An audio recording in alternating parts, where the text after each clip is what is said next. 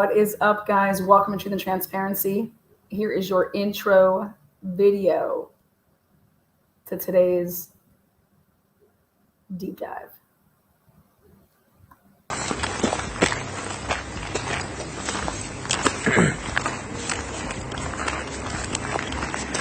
$40.78. It's going to be this 1222, or correction, 1122 Queen Road up here.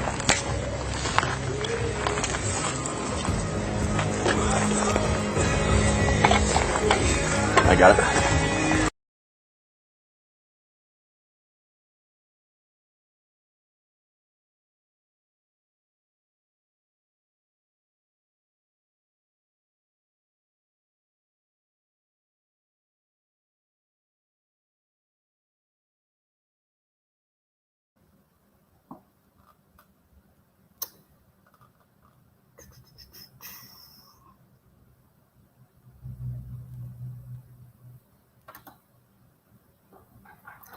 On page 12, the state claims that they did not rely on the IGG information to obtain the arrest of Brian Kohlberger.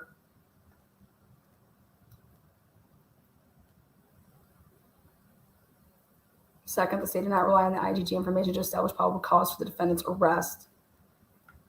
Did not present the IGG information to the grand jury and has no plans.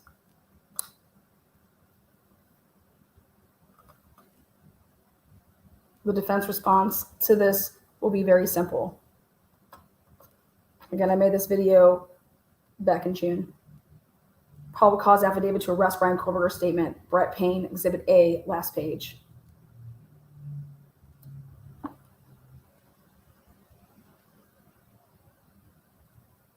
On December 27, 2022, Pennsylvania agents recovered the trash in the Kohlberger residence located in Albright.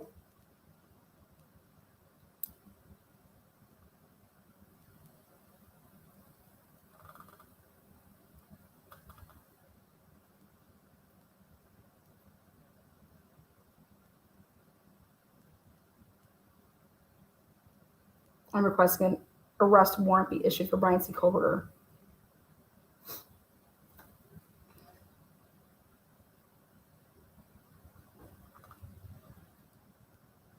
This is how you obtain the arrest warrant of Brian Kohlberger.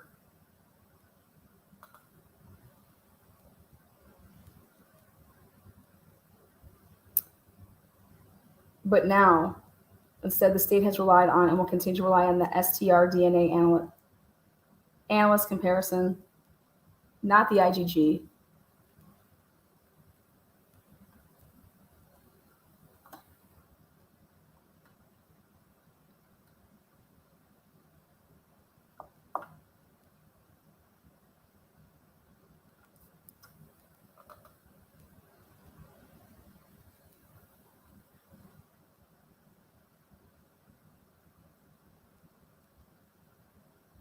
After identification of defendant, law enforcement recovered trash from the home of defendant's parents.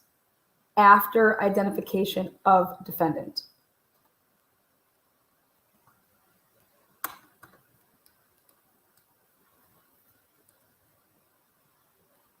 I'm about to have a field day here.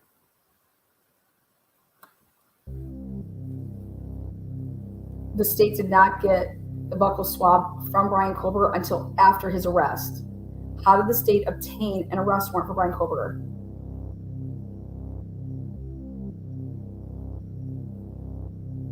Because of what Officer Payne said in his probable cause. The FBI gave the name Brian Kohlberger to local law enforcement through a tip. The name Brian Kohlberger was the tip. What was the date of the tip?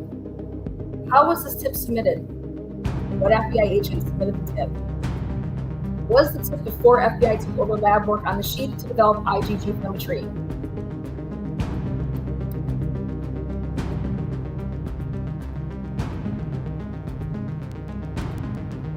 The FBI set up their own tip line just a couple days after the investigation. Yeah.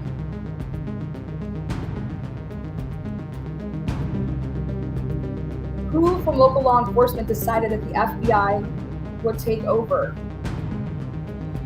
This was their case.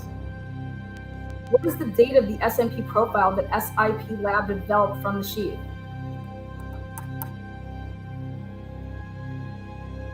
Again, this is a video that I made from June and July. The FBI built the family tree using the same tools and methods of the public. So why did the FBI need to build this? This is everything that they testified to in the last hearing. There'd be receipts.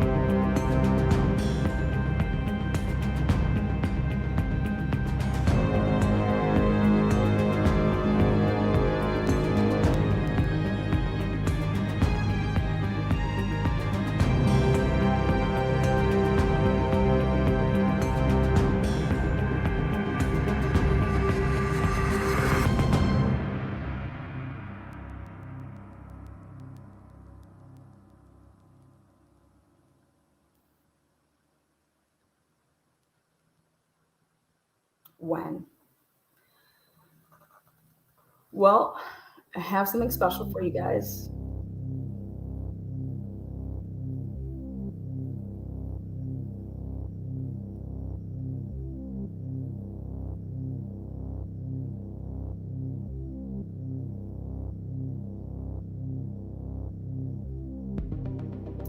Hector the Projector is going to blow you guys away today. Welcome.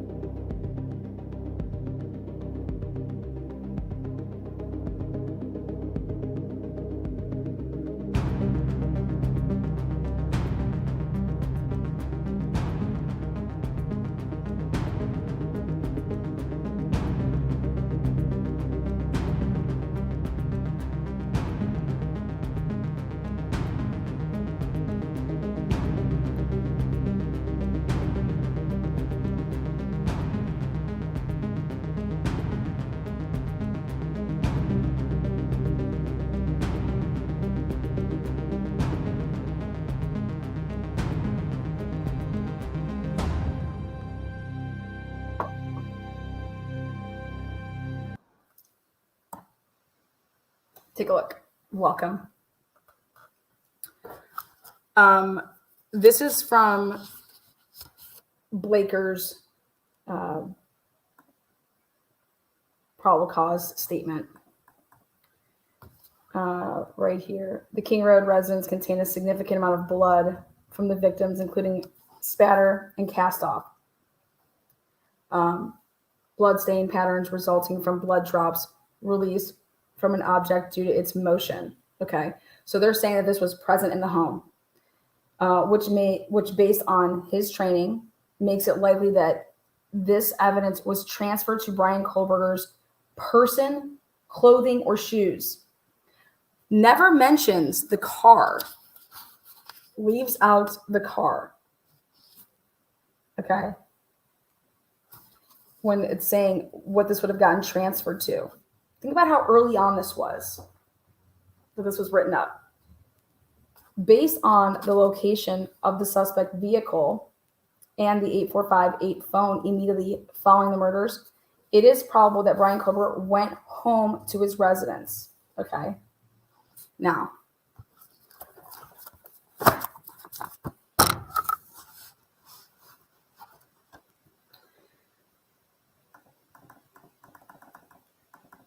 based on all the foregoing information, I believe that evidence of the above listed crimes exists at the above described locations.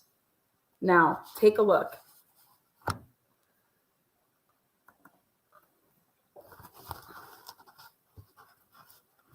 This was from his Washington apartment. Blood or other bodily fluids, human tissue. So the first thing, did it come back as positive with anything? No.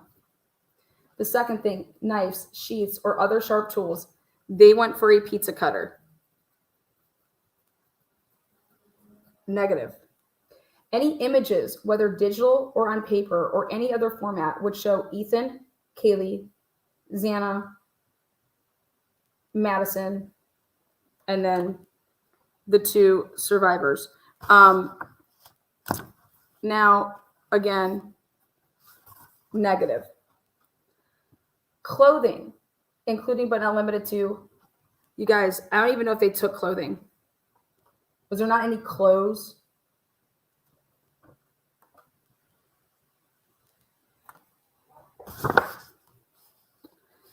Trace evidence, including DNA from blood or skin cells.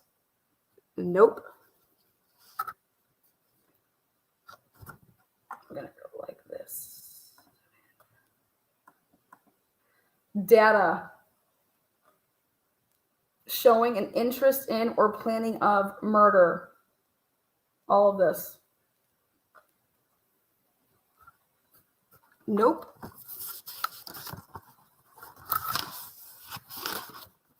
Now, they asked for the Washington apartment, hey, this was issued without, they went off of Blakers and not Payne's because they wanted to leave out the way they obtained the sheath, okay, and everything to do with the sheath, okay?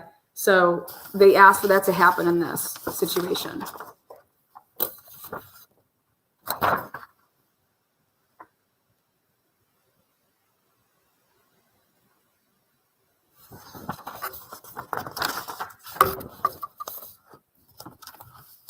Electronic digital device. And how do I know that this is accurate and there was nothing there? Is because of Ann Taylor speaking to us and saying when she's been in court, there is nothing connecting my client to any of these victims. That's how we know this, by the way. Electronic digital storage device, which may contain any of the above. Nope. Evidence of other accounts associated with this device, including email addresses, social media accounts, messaging app.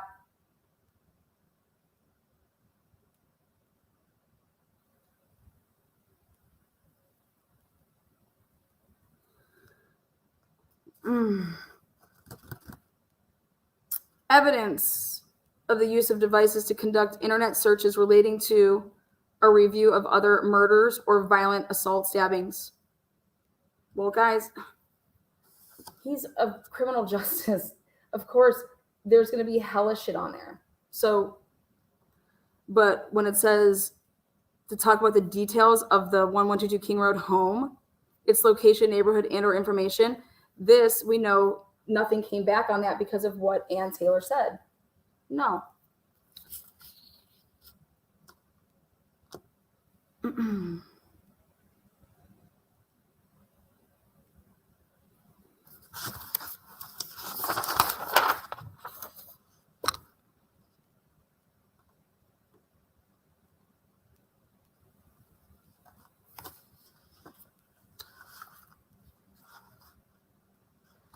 I have been informed by Detective J.R. Talbot of the Idaho State Police that on November 13, 2022, a sheath was recovered at the King Road residence under or next to the body. Okay?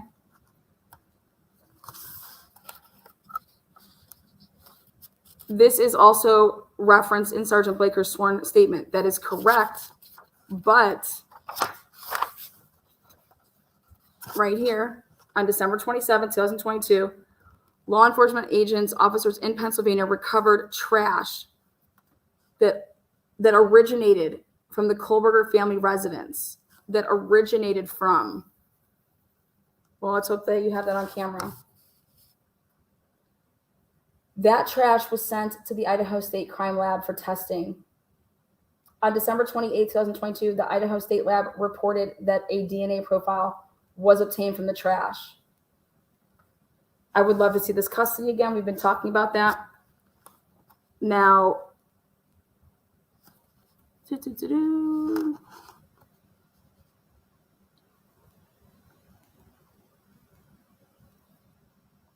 lab personnel concluded that the source of the trash DNA profile was a male and was not being excluded as the biological father of the source of the suspect profile. But this information is being provided to the court pursuant to my duty and obligation to be fully candid with the court. I do not believe this information is exculpatory for the suspect. However, if the court believes it is exculpatory, then the court should consider this supplemental disclosure in its evaluation of the existence of probable cause or lack thereof. But I am specifically asking the court to not consider this supplemental disclosure as evidence supporting the existence of probable cause. Ann Taylor is going to have a field day with Dawn Daniels. This is Dawn Daniels. Dawn Daniels, back in the day, she used a company police credit card to purchase a hell of a bunch of shit that she was not supposed to purchase. Back in, let me pull up Dawn Daniels' reports.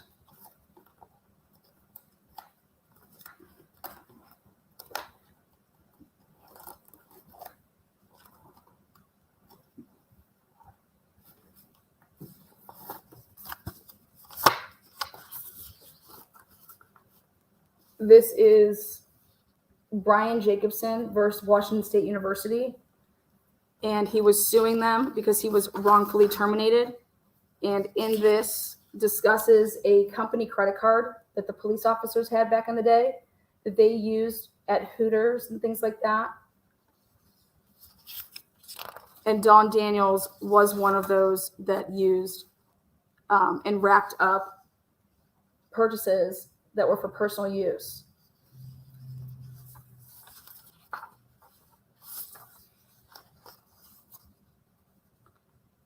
Friend Finder, Hooters,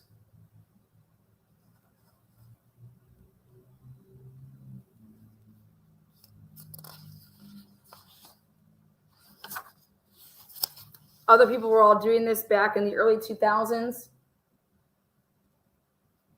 This guy was black, got fired.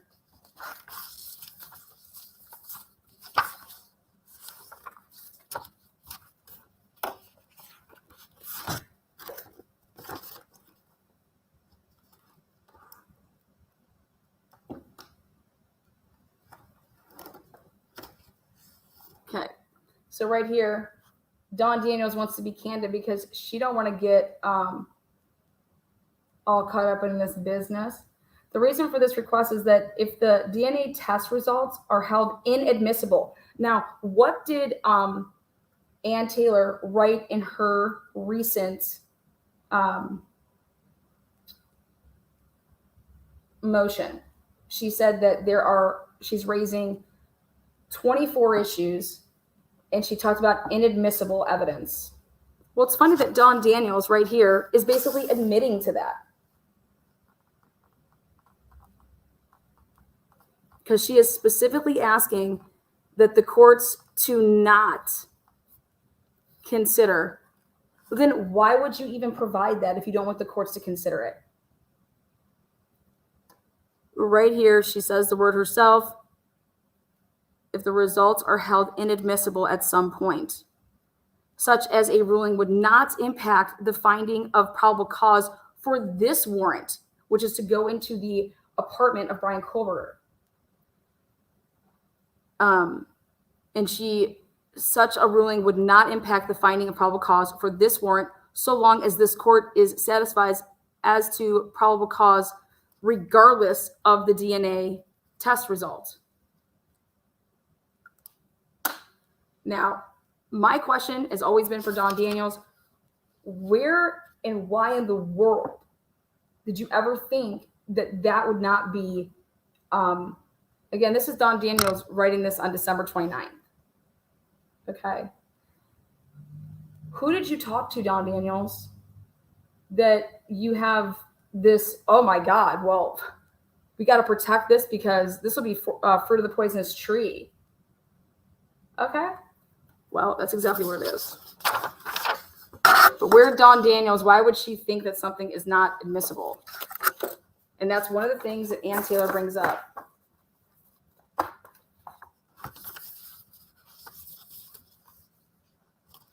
Okay. Now,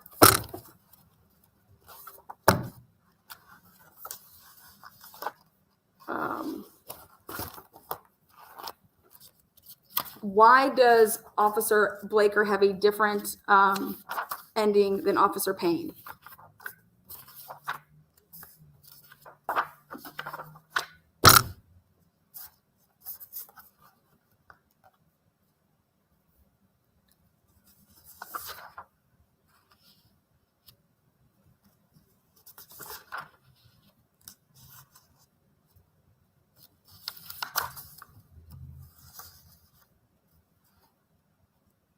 Now take a look at this. ISP was over at the house, or the apartment rather, on December 27th. So based on ISP investigators' view of the apartment on December 27th, 2022, I know that 1630 Northeast Valley Road is a 3-story multiple occupancy apartment building in Pullman, Washington. Which is, so he's describing this, but so we are placing ISP at Brian Kohlberger's apartment on the 27th.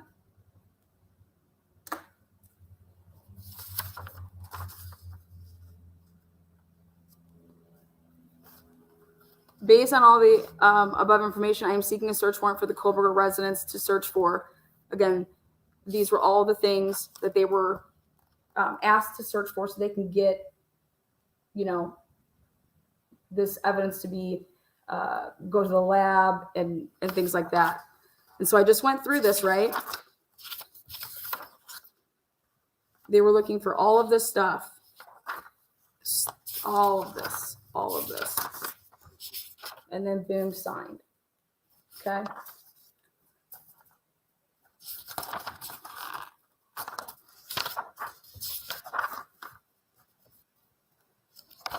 This is to unseal it all, right?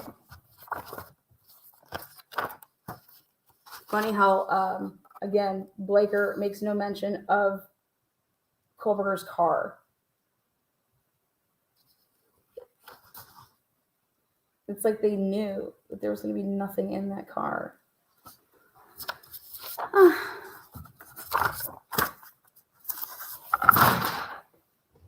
Bloody Mary. Now,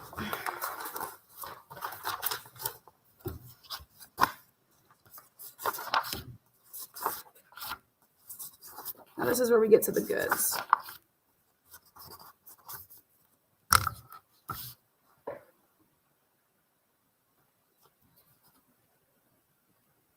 Okay. This is the Washington State Police, Washington State University Police Department. This is their write-up, the narrative of what occurred at Brian Kohlberger's apartment.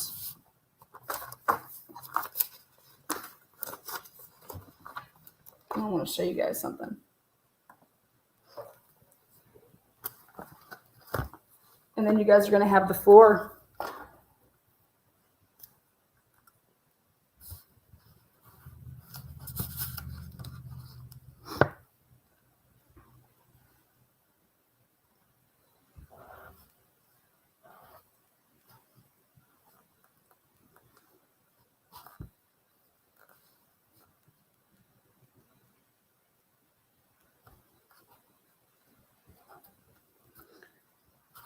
Remember, they arrested him first.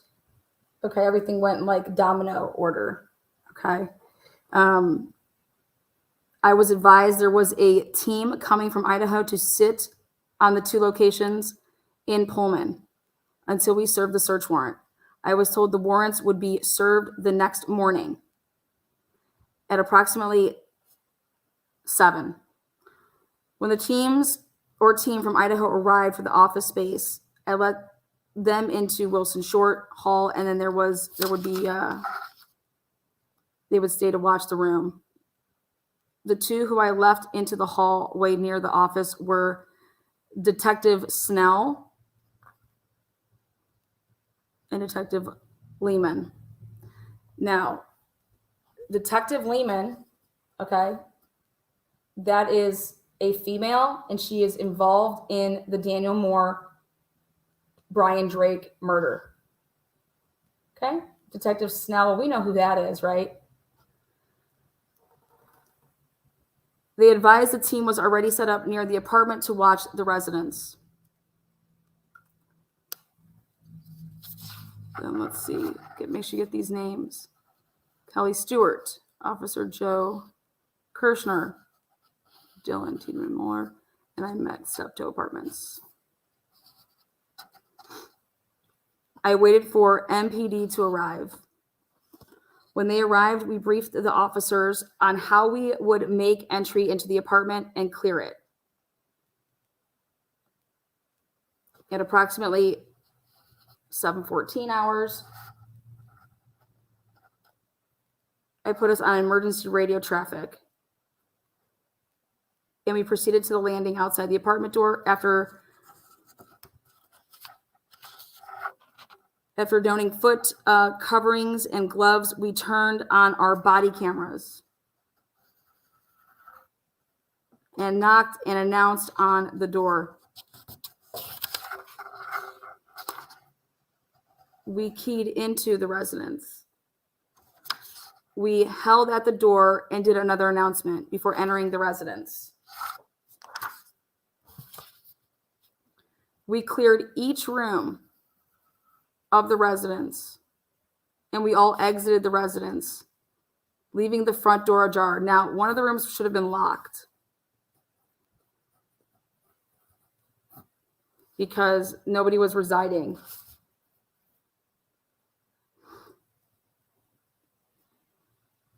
During our entry, the bedroom in the northwest corner was found to be locked. There you go. And we had to key into the room. I know based on my experience that WSU housing often secures any room in an apartment not being leased. Now, this is going to be my first part, which is how would Brian Kohlberger be able to secure an apartment that's actually for two people and know that he was not going to get paired up with another person? Okay. We want to talk about premeditated murder. All right.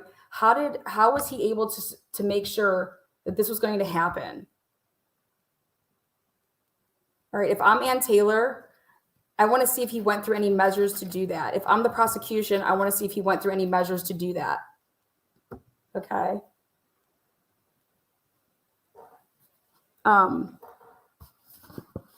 I believe there was no one residing in the room and it had not been accessed by the resident of the apartment. I also observed the room appeared to have been vacuum cleaned and not occupied.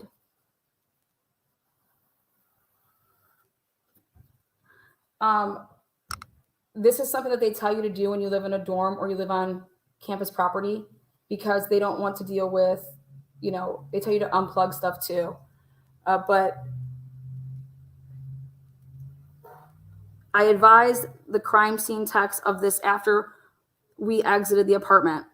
We also noticed while clearing the apartment, it was sparsely furnished, like this was just no furniture, and fairly empty of belongings, including no shower curtain in the bathroom, and the trash cans appeared empty. I mean, I don't know about you guys, but when you guys go on vacation, don't you guys like clean before you go?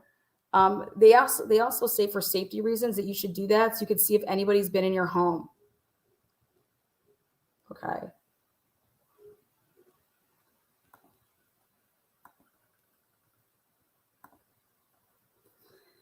Now, after exiting the apartment, I stayed near the front door observing while the Idaho crime scene technicians took over, documenting in the building. When they were ready, I made entry with the team who did the video documentation of the residence. I read the search warrant out loud on my body camera, which was later downloaded to the digital evidence. Once they were done filming, we stepped outside so the residents could be photographed and documented. All crime scene logs, photographs, filming, and collection was done by the Idaho crime scene technicians. I remained on scene with them during this process, observing.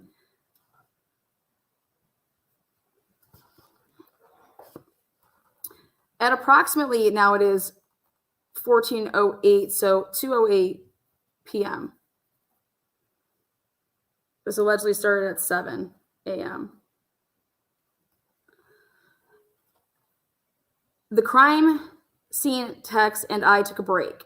Everyone exited the residence, and Officer Aaron Lang was left guarding the front door.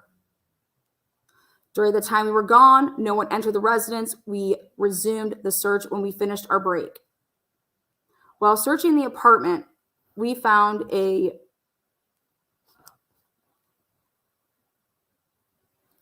round padlock in the entry of the way closet, which I recognize as being used for storage facilities. A key for the lock was also located on the TV stand.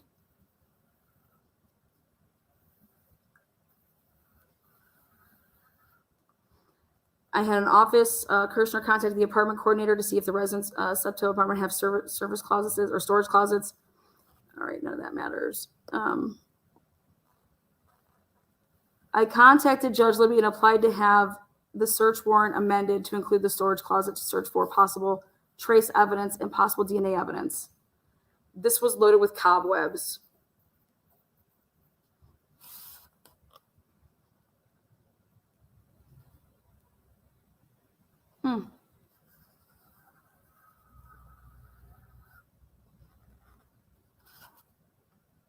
It did not appear that the closet had been used recently, and nothing was seized or collected from the closet.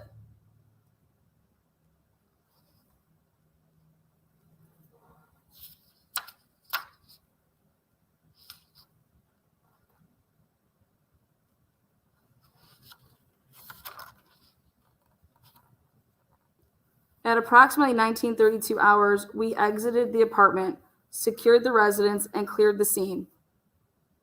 I transported all the items seized to WSU Police Department, where it was stored in evidence locker 35.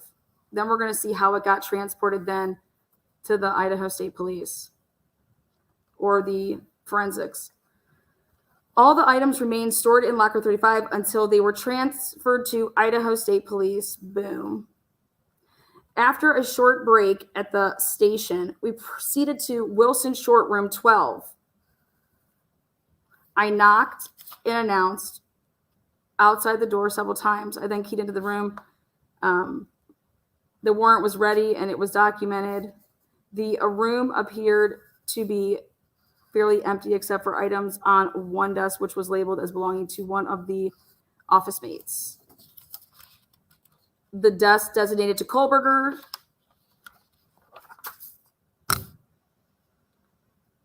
was empty. They didn't even dust this mother for fingerprints.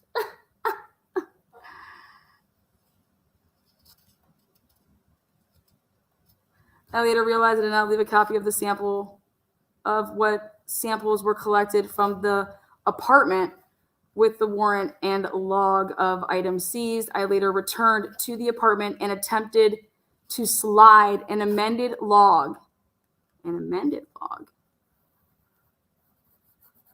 under the door. But the door was sealed too tight to allow the envelope to pass through.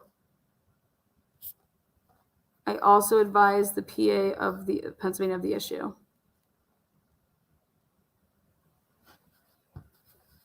So then they had to go back. Always a problem, huh? No.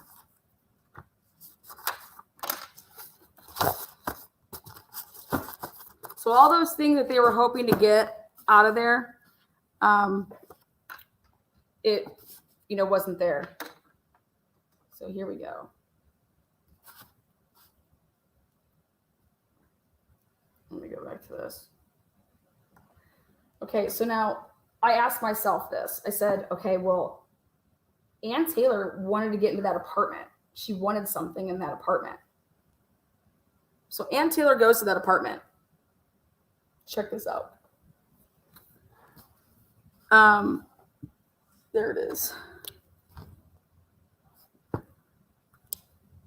On January 10th, at approximately 11:20 hours, I met with the defense attorney and 3 others from her team for Kohlberger at this residence. They showed me a piece of paper signed by Kohlberger granting permission to enter his apartment, to remove the WSU office keys that had been sitting on the TV stand during the warrant service. At approximately 11:25 hours, I unlocked the door and provided them entry into the apartment. They went to the TV stand and provided me the 2 keys I had recognized as belonging to WSU. The key numbers were, and I later confirmed these keys access the office, room 12. While at the apartment, I explained to the attorney I had forgotten to include the 3 samples taken from the apartment and had provided her a copy of the return of the search. The 3 samples taken from the apartment.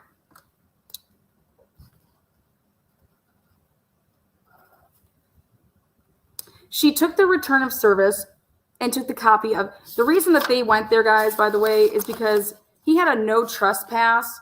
So they went ahead and got those keys to give to the university. So Brian couldn't be like, somehow somebody like saying that he trespassed. Okay. So members of her team took photographs of the apartment and removed a receipt from a cupboard in the bathroom.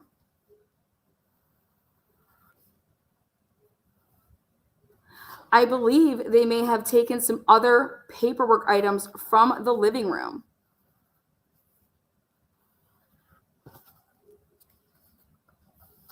I remained outside the door during this time. Daniels, how the fuck did you see this shit? At 11:41 hours, we all exited the apartment and secured the door. I cleared the residence. Later in the day, I took the 2 keys to the criminal justice department and, yep, there you go, turned him in because he had a no trespassing. Okay, now, Dawn Daniels, now check this out. She signs it. Now, they go back 9 days later.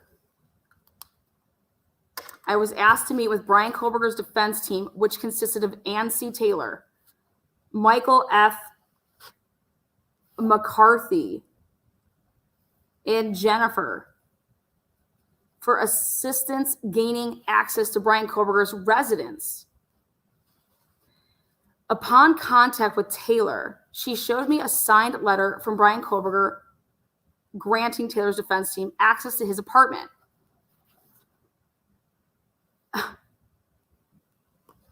To gather some of his belongings, but did not let me keep the paperwork. Taylor stated they would email me a copy of the paperwork for my records. I opened the door and granted the 3 of them access to the apartment. They removed a flat screen television, a computer monitor, a small box of miscellaneous papers and receipts, a laundry basket full of books, and a medium-sized box that I couldn't see the contents. They were at the apartment for approximately 10 minutes.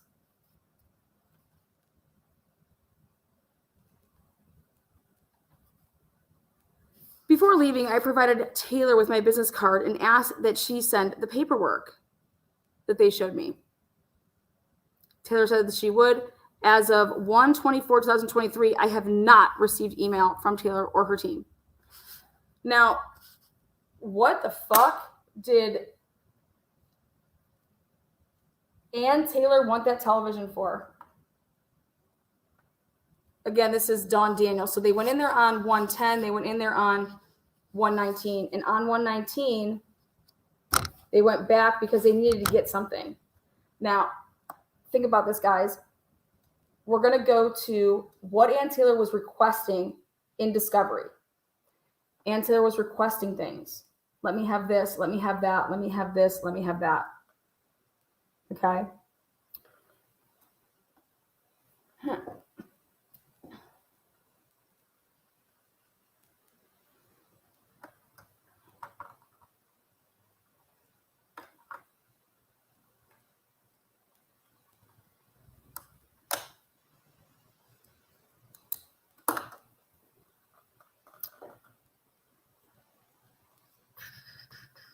These are Brian Kohlberger's stuff. This is his stuff. So he signed a piece of paper right here.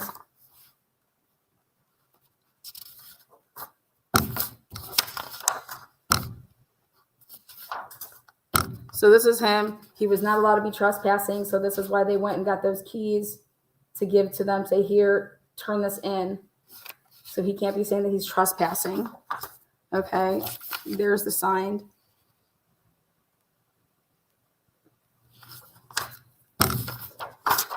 Those are blocked out.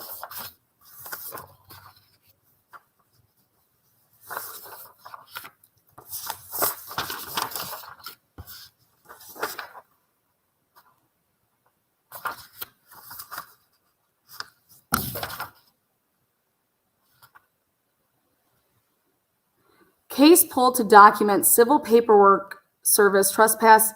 Look at this. To give to Chief Jenkins to be served to Brian C. Kohlberger. Now, see, I thought Jenkins didn't have dick to do with anything anymore.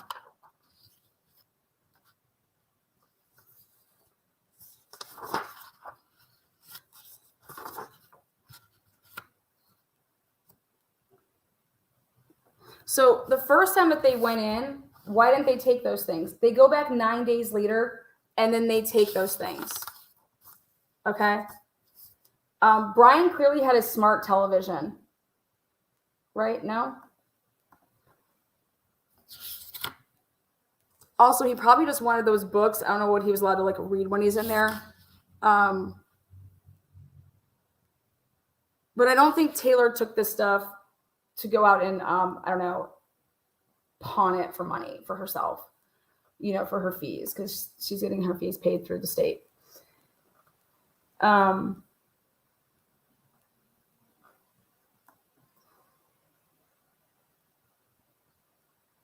Ann Taylor clearly wanted this stuff. Brian told her something. They went back 9 days later and grabbed it.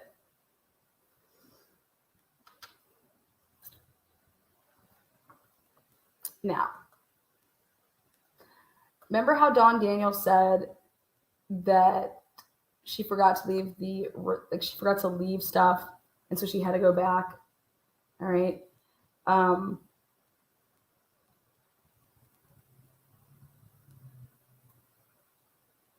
What if when they were there, because they're taking pictures of everything, and Ann Taylor looks at these pictures that they took, okay, and she's looking at his apartment, and they take the pictures of before and they take the pictures after, okay, they video record it all. And what if Ann Taylor noticed that during the process of them taking pictures that they removed items, okay, that weren't on the list? But then when she went there on the 10th, that she saw, wait a second, these items are here, but when they took the pictures, the last pictures that they took, the items weren't there.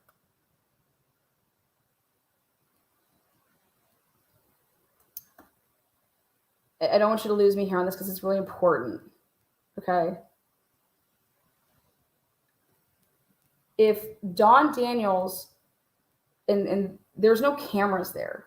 No cameras there. Did Dawn Daniels have her body cam on when she went? So she says here that I later realized I did not leave a copy of what samples were collected from the apartment with the warrant and log of items seized. I later returned to the apartment and attempted to slide an amended log under the door, but she couldn't do it. The seal was too tight to allow the envelope to pass through. Then on 12/31, because this was on 12/30, I prepared the return of service of search warrant for both the office and the residence. The returns were provided to the PA Tracy, who will, is it DA Tracy? Because I thought DA Tracy.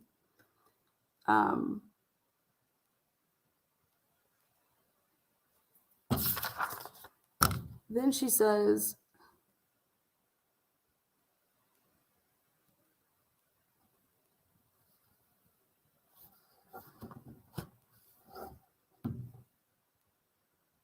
so they never attempted to put this inside the home, but they were there.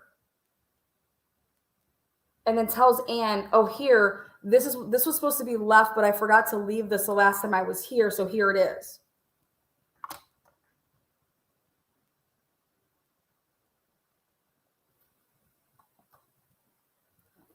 When I noticed that Ann Taylor took pictures, okay, Ann Taylor went in and members of her team took photographs of the apartment and removed a receipt from a cupboard in the bathroom.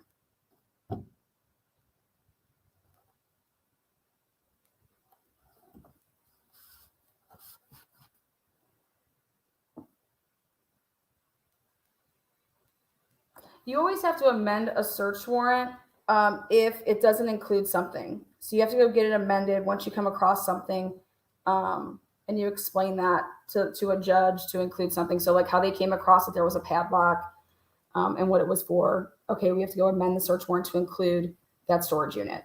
That's normal. That's totally normal. So I keep thinking about,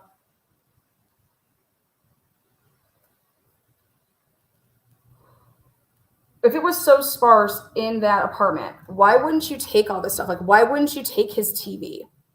Okay, like so the Sheldon Jeter Jr. case, they took, oh my God, so many PlayStations of that kid. They took so much shit, right? And so they went over to the TV, took out the Fire Stick, but left the television.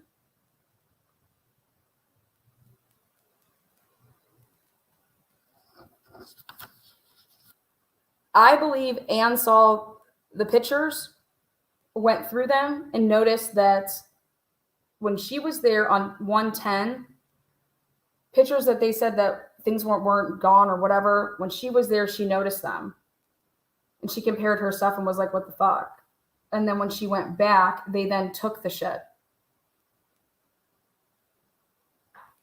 That's my take, because something had to have happened in those 10 days from January 10th to January 19th.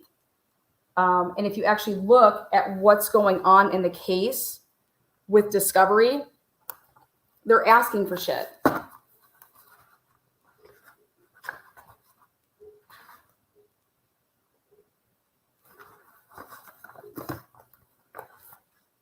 Because they took their own pictures on the 10th. Then they would have compared them to the pictures that they had, and they would have caught something. Like I did with Sheldon's case.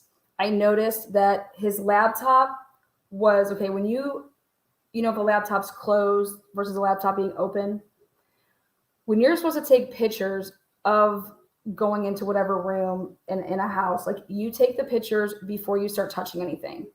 Okay. And then you take pictures as you're going, you know, in certain areas.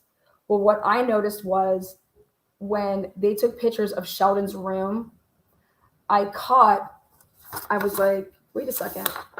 look at the laptop. I said, the laptop is opened in this one and closed in this one. And it was on just two different angles. And they were just taken seconds, allegedly apart. That's what they were trying to say.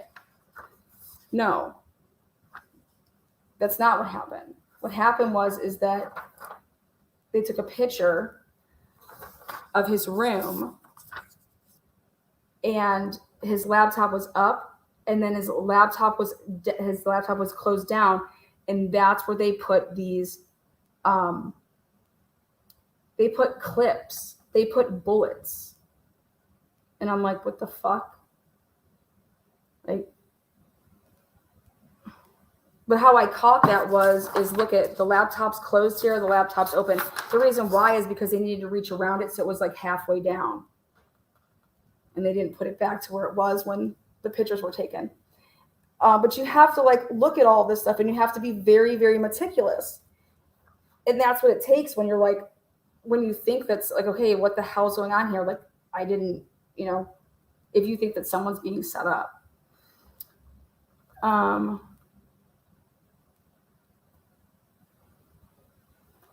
So Ann Taylor clearly saw something between the 10th and the 19th, and they went back, and now this time they took the TV. Okay. Now we look at what Ann Taylor is saying, and she says, we're raising 24 issues. So what do we think those 24 issues could be? And she kind of gives it to us. So let me do it like this.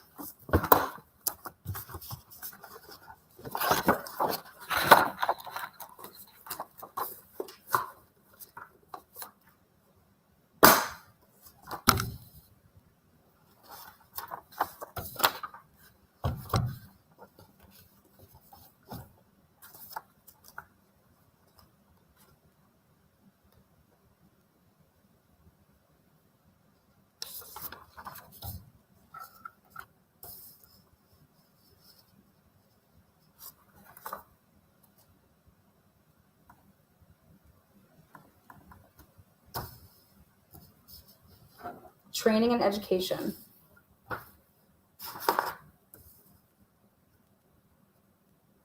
Worksheet for the budget year 2022. Okay. This is the budget column. That's the actual column. So we've got 2019, 2020, 2021, and then 2022. Okay. Now, let's take a look at something here. Training and education, $12,000 in 2019. And they only spent that. The budget was $13,000 in 2020. And they only spent $7,995. The budget was $13,000 in 2021. And they only spent $2,717 in training.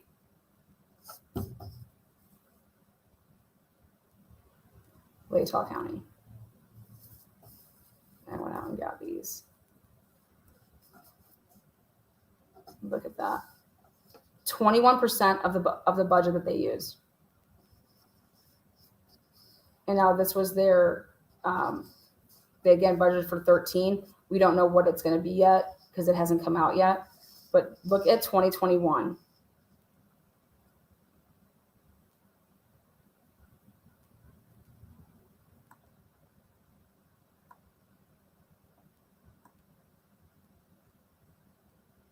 Ann Taylor, you're welcome.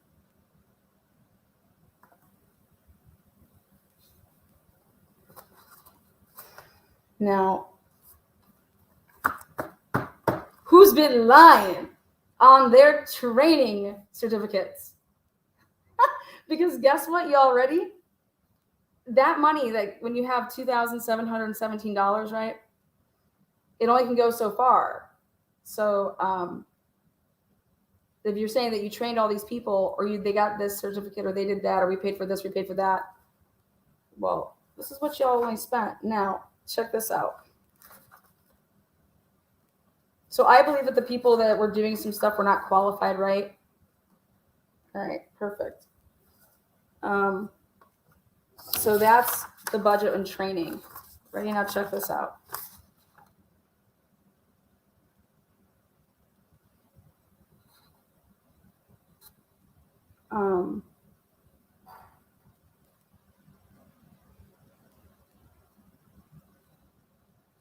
Okay. Let me clear this. Now take a look at what this is. This is contract agreements. Ready? 195,000, 2019. 2020, 201. Watch this. 2021, 257,000. This is contracts and agreements. And they spent 207. They then jump, look at this, in 2022, they then are budgeting $170,000 more, okay, than they did the previous year. That's $377,000 that they were budgeting for in 2022. For what? How are you jumping up over $100,000? 33% increase in your contracts and agreements. What were you guys planning on doing in 2022? What are these contracts and agreements that are being added? Well, guess what they were? They were outsourcing all of their IT, all of their stuff with like cameras, shit like that, internet, shit like that. Look at that. They're going to have to answer this though. Like, what is this jump for? You didn't even, you budget for 257,000, you only spent 207. You then went up $177,000 or 170 from what you spent the previous year. Who the fuck is approving this? Then, next.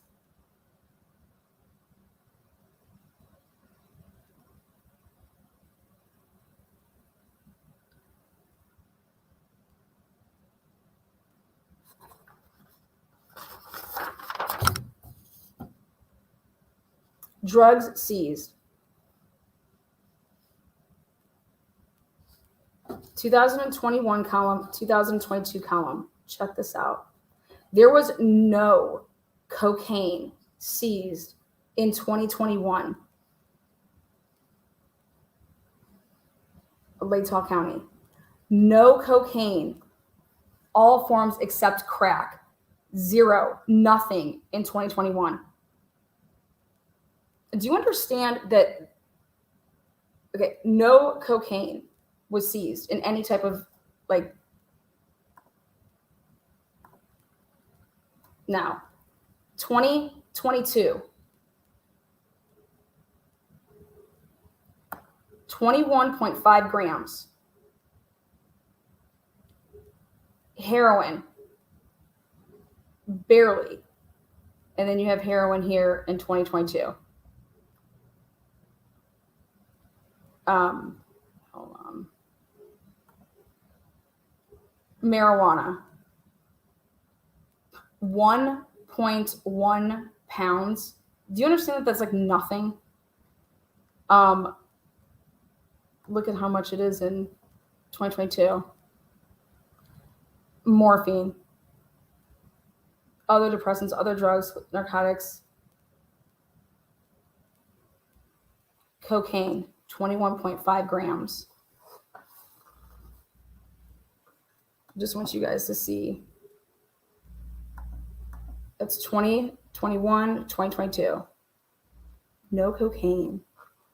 Must have been a heroin year. Okay, now.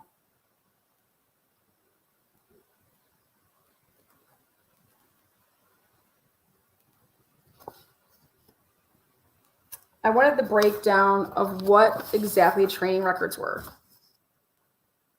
Like when you're spending money on the training stuff. Okay, so this is a description of what it means, like traveling and minutes or meetings, supplies for the office, department supplies, telephone, internet, repairs. No.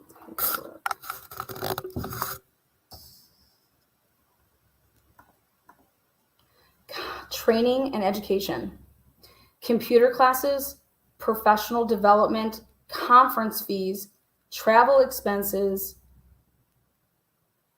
that are associated with attending training for ITS employees.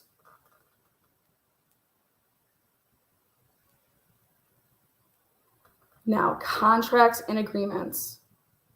CAI renewal.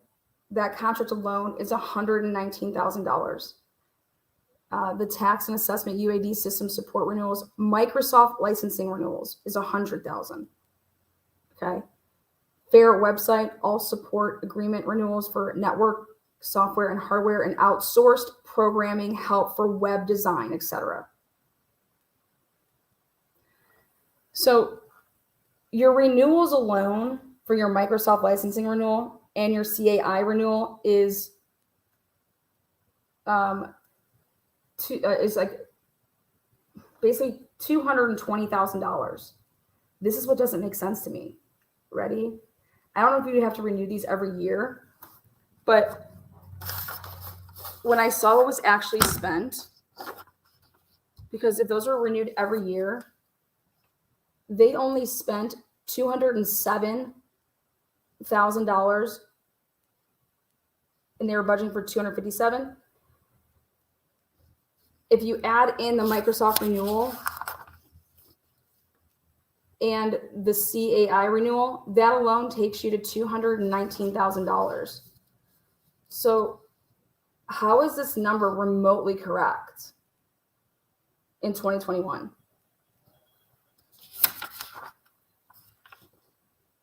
Again, that is just for those two things. The CAI renewal, if that is something that is renewed yearly, and the Microsoft licensing renewals.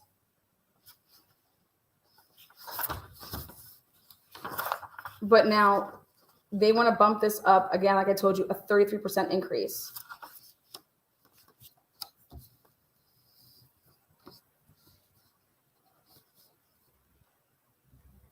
You only spent 207.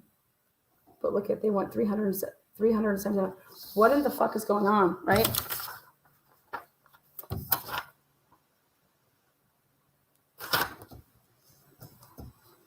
Capital equipment, $172,000. Main server replacement, $50K. Camera system replacement. Camera system in jail.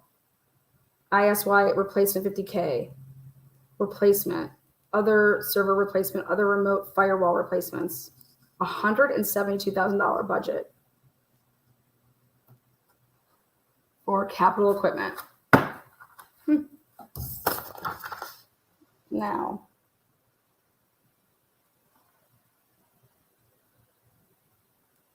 this is for the sheriff's office. Recruitment, training and education, uniforms and duty gear, postage, investigation, firearms program, SWAT. Okay, take a look at this. Again, this is your worksheet for budgeting year 2022, budget number 1, excluding inactive accounts and accounts where all totals are 0. This is the sheriff.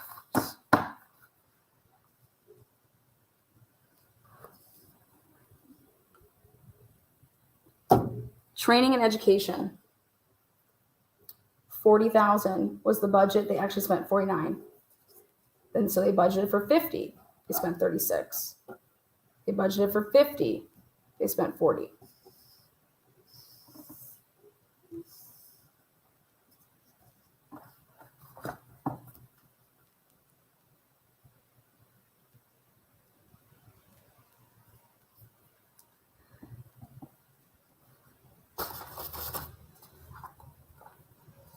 I was going through to see if I could find where these hybrid cars were coming from. I want to see when they bought the hybrid cars.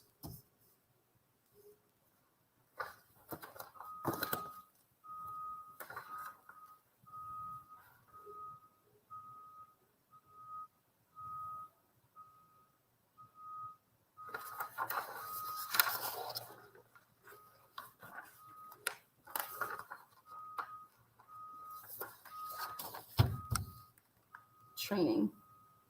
Training for 31 staff, including non-sworn personnel, search and seizure, domestic violence, sexual assault, child abuse, use of force, public records, management, crime scene forensics, sexual harassment, field training. This is all from the sheriffs.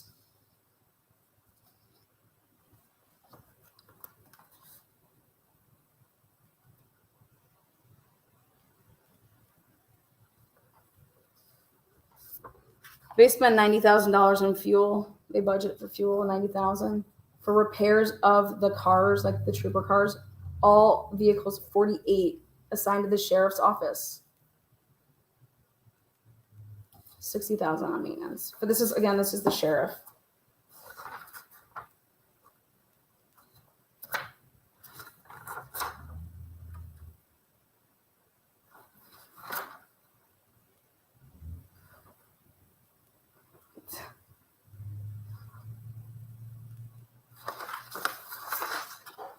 Now, that's what they're budgeting for.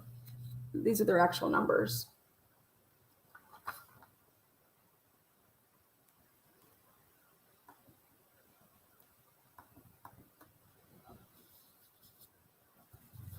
They only spent $59,000 in fuel in 2021. But we're going to go ahead and budget for $90,000 this year. Do you guys understand what their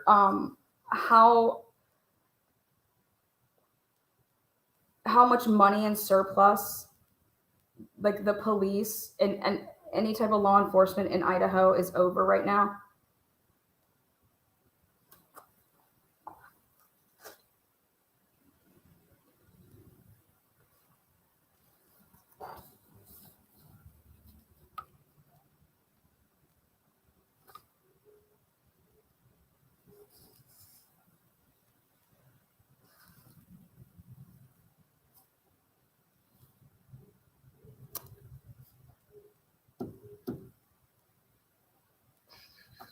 Telephone.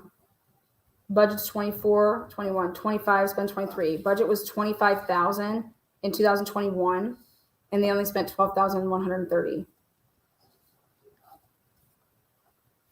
Like, why did this drop from, like, it's going up, and then it drops into half?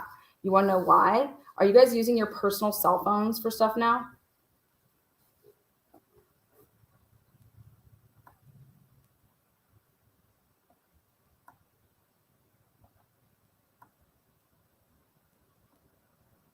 So they're not issuing telephones anymore?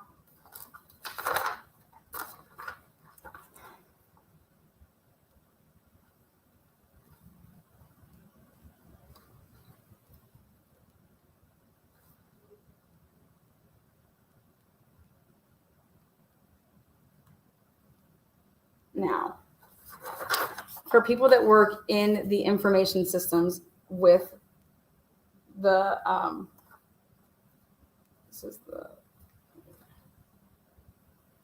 look at this. Training and education, 12,000, spent 9, almost 10, 13,000, spent 7. In 2021, 2,700.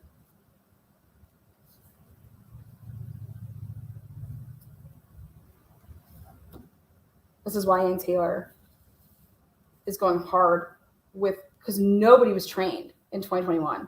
There was no money spent to train anybody.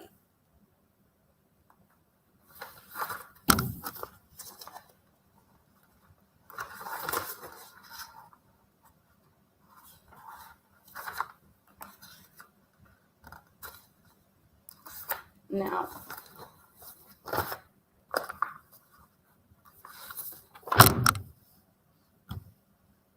Ann Taylor. Declaration of Ann Taylor.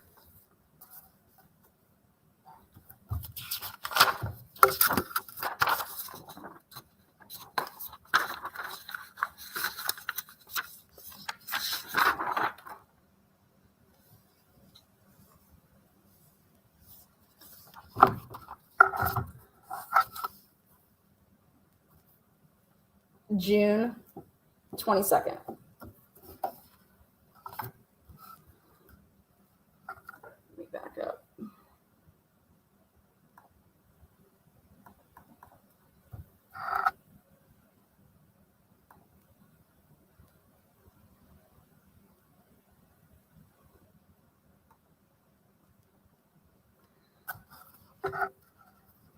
The state filed a specific request to that request after reviewing the materials provided. The following information, or the following remains to be discovered. Request 3 profiles uploaded to a DNA database. The state has provided information related to this request for the seized items. For the seized item, the knife sheath only. The defense has requested all DNA profiles, okay, including 3 additional unidentified male DNA profiles developed during the course of law enforcement investigation. This information has not been supplied. Okay, this is where Bill Thompson says, well, we just don't have it. Like, this just does not exist. I'm sorry that they think that this just exists and it doesn't exist. Do you understand that? So June 20th. So for when Bill Thompson says, I didn't realize that this is what we're going to be talking about. This is what was going to be brought up. Bill, what do you mean? This was for them to compel. This is stuff that was supposed to be talked about even before and it got pushed back.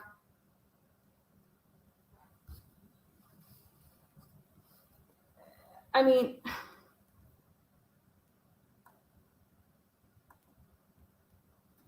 Ann Taylor is declaring that she has seen where this was in communication, that this exists. Okay, this exists.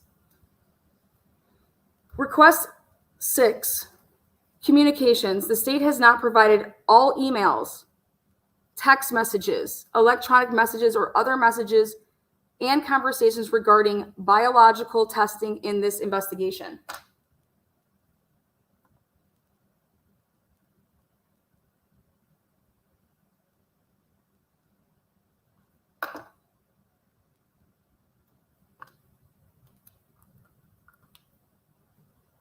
This is what Judge wasn't getting. There is this type of communication, which is all emails, text messages, right here. Like, we know that this exists because I've seen, it's like seeing an email and you see that it was a reply to. So where's the email that they were replying to? Where's that email? Okay. And so I don't see how this can be, if it's put into a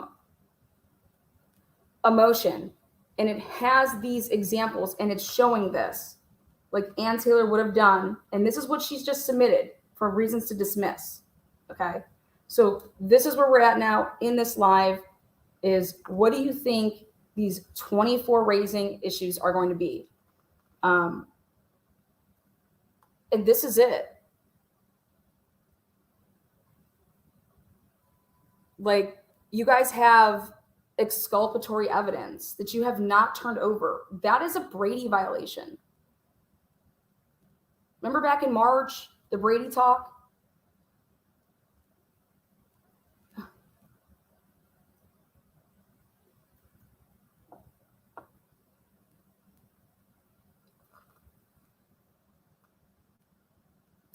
But Bill Thompson is saying that this doesn't exist. How is that possible? Is Ann Taylor misinterpreting what an email says that says, hey, we have these other samples, but and Ann Taylor's like, oh, that must mean something else. I don't understand.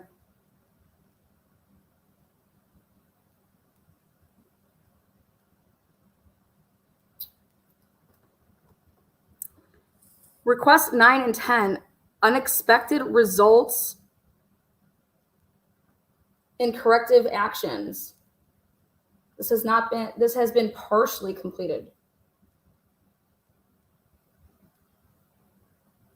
Basically, they want to know any mistakes that have happened before and after like this case. We want to know what the mistakes were and what the corrective measures were. Like, how do you correct your mistakes? If something is brought to your attention, how do you catch it? Things like that.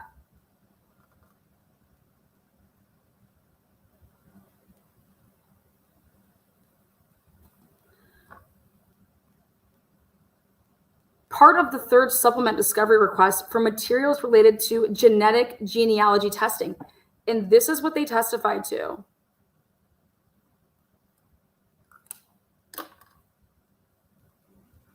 And their response to this is that none of this, we're not bringing into play any of this. We're not talking about that. We're not using that.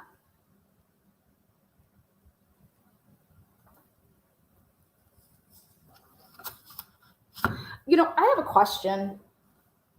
How in the world was this supposed to start without Brian waiving his speedy trial rights, with judge not ruling on, you have to give us that or you don't? Pick a rule. Are you ruling that we can get this shit? Or are you ruling that we can't get the IgG?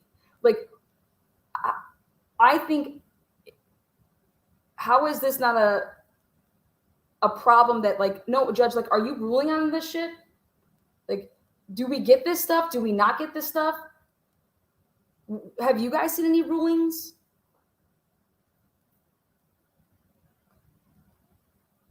Like, what the fuck? Ann Taylor's like, okay, what do we get? What don't we get? What's going on here? Where's your ruling on anything that you're the problem? You're holding up, like, are we going to get this or are we not going to get this? Like, where are there any rulings in this case? Because I haven't seen any fucking orders. So, judge, you're riding the fence. And I get it. You probably got people down your fucking throat. I understand. Like,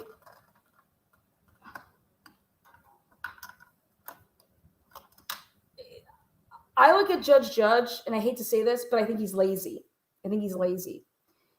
He wants, like, you're the referee. A judge is a ref. If it was sealed, it would say it was sealed. It would say an order and it would be sealed. There's no orders. He is coming across to me more and more like, when he says stuff, he's lazy. He doesn't want to type up and,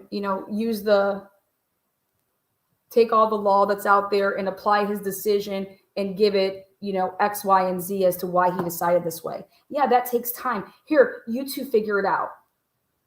Us two figure it out. We're telling you that we've come to an impasse here. We need you to come in and say, okay, do we get this or do we not get this? And I look at all these hearings that they've had, and where are these rulings? And so I look at Judge right now, and right now I think that you're lazy. The state has objected to this request in its entirety and has filed a motion for a protective order, okay? And that's this protective order right here. June 16th.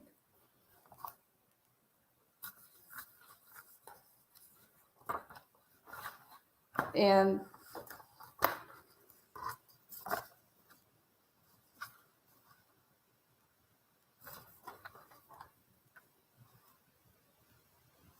so a protective order means that all the IgG, it's like a confidential informant. And it should be protective. The FBI then used common So this is why, so just so you guys know, when Ann Taylor needed to have these people talk and explain stuff, this is why. This is why Vargas, Larkin, this is why they testified. They were testifying to show that if the FBI did this and they did it like a civilian, there's going to be receipts. Okay. But it was like, this is all going in order of all these motions and these filings. And then here you have Judge, and he's just sitting there and it's like, did you even read this? Like they're saying it. They're saying to you, the carriage came before the horse. So which is it? Did they get Brian Kober's name from the Elantra or was it from the FBI tip? And then when did that tip come in? They're trying to create a timeline of events of this investigation. Okay, that's what reports should show when you're going through the reports. And Ann Taylor's over here trying to put that together, and she sees that there's only, wait, we're missing stuff. Where is there any dates on anything? When did this happen? Where is this? Where'd you get Brian Kober? But the counsel for Mr. Kober requests the court consider that, let me just break it down. Yeah. And then this is why she had, what's his name? The dude up there testifying on, hey, I need this so I can prepare for our defense.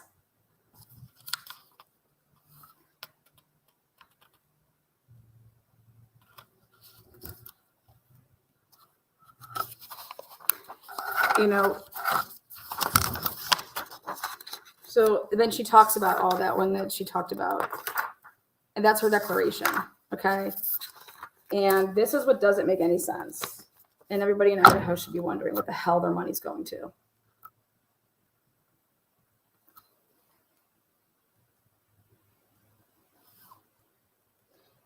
Idaho State Police want to be known for their, what do you call it?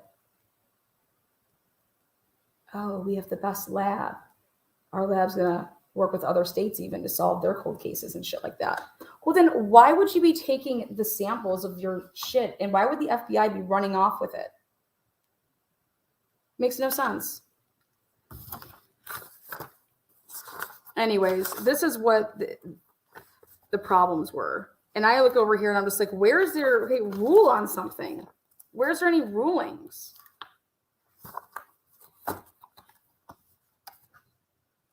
And I'm just going to go ahead and throw this out there. Everyone says, well, if it's not Brian Kohlberger, then who? What the fuck are you all talking about? Brian Kohlberger's name wasn't even mentioned. For how long? Okay? What do you mean if it's not Brian Kohlberger, then who? Well, I didn't see any episodes on Brian Kohlberger from any YouTuber or mainstream media before Brian Kohlberger was arrested. So that just does not make sense when someone says to me, well, if it's not Brian Kohlberger, then who could it be? Oh, I didn't realize that Brian Kohlberger was a suspect of yours in the beginning when you just were in your head, doing this case and following along. I didn't see one episode of Brian Kohlberger on anybody saying, oh, there's this guy, Brian Kohlberger.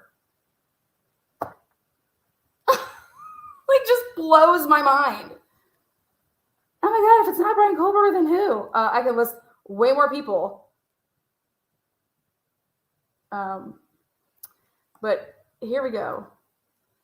Don't get mad. You're on the clock for your 2 minutes. And then I get to just go, peace out.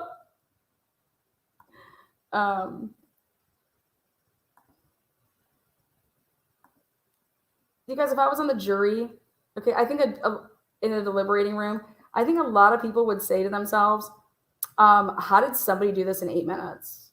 So those 3 unidentified DNAs, yeah, like this could have been done by multiple people. So those are really, really important.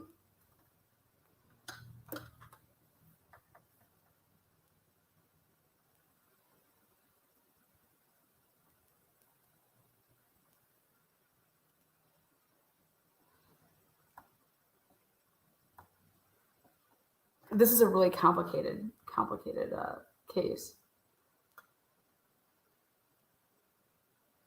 That doesn't make any sense. How is this complicated? If a guy stalked and was obsessed with people, and he's this murderer, he's about to become a serial killer, how is it complicated? That seems to me like that it wouldn't be complicated. Now, Tolson was involved in the, I want to show you guys something.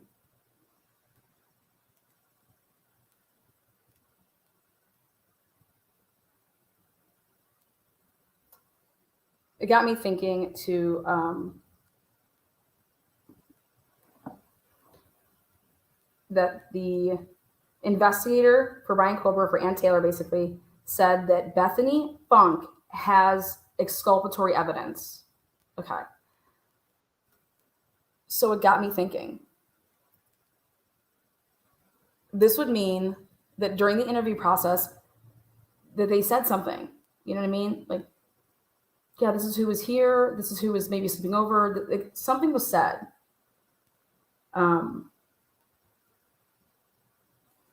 Yeah, this guy came over. He was so pissed. He was saying how he was gonna fucking, like, you know, he was screaming and yelling at them, you know, whatever. And this is who it was. And did he look like this? No, like. So it got me thinking of how he conducted his stuff in the past when he would come across, like, talking to witnesses and then providing, information that would is it exculpatory to somebody? Does it inculpate somebody? Like, is it, oh my God, this shows that, like, we have evidence that this person did it versus that person, So check this out. When Tolson interviewed a woman in 2020 during COVID, I'm sorry, Bonners Ferry police interviewed, and then they were re-interviewed by the ISP people, Van Leuven and Tolson. And they asked this woman, you live right across the street, you heard the shots, right? She said, yes. If I was to supply you with,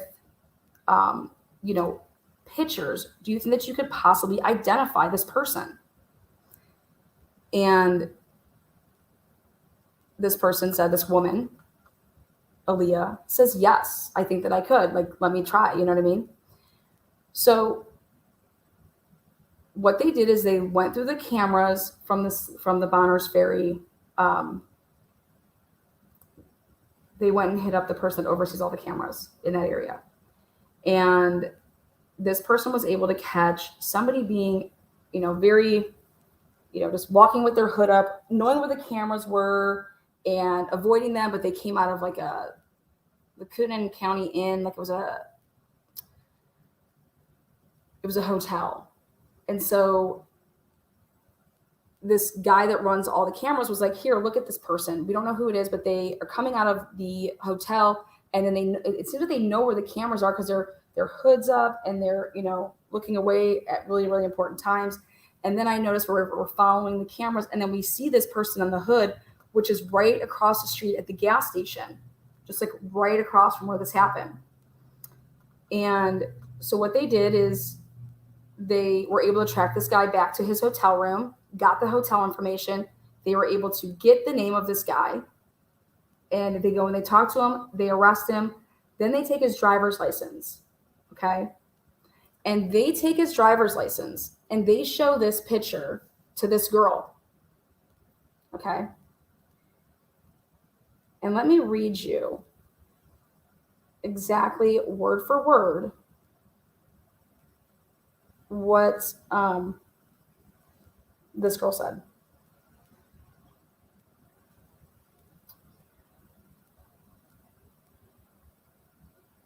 Okay.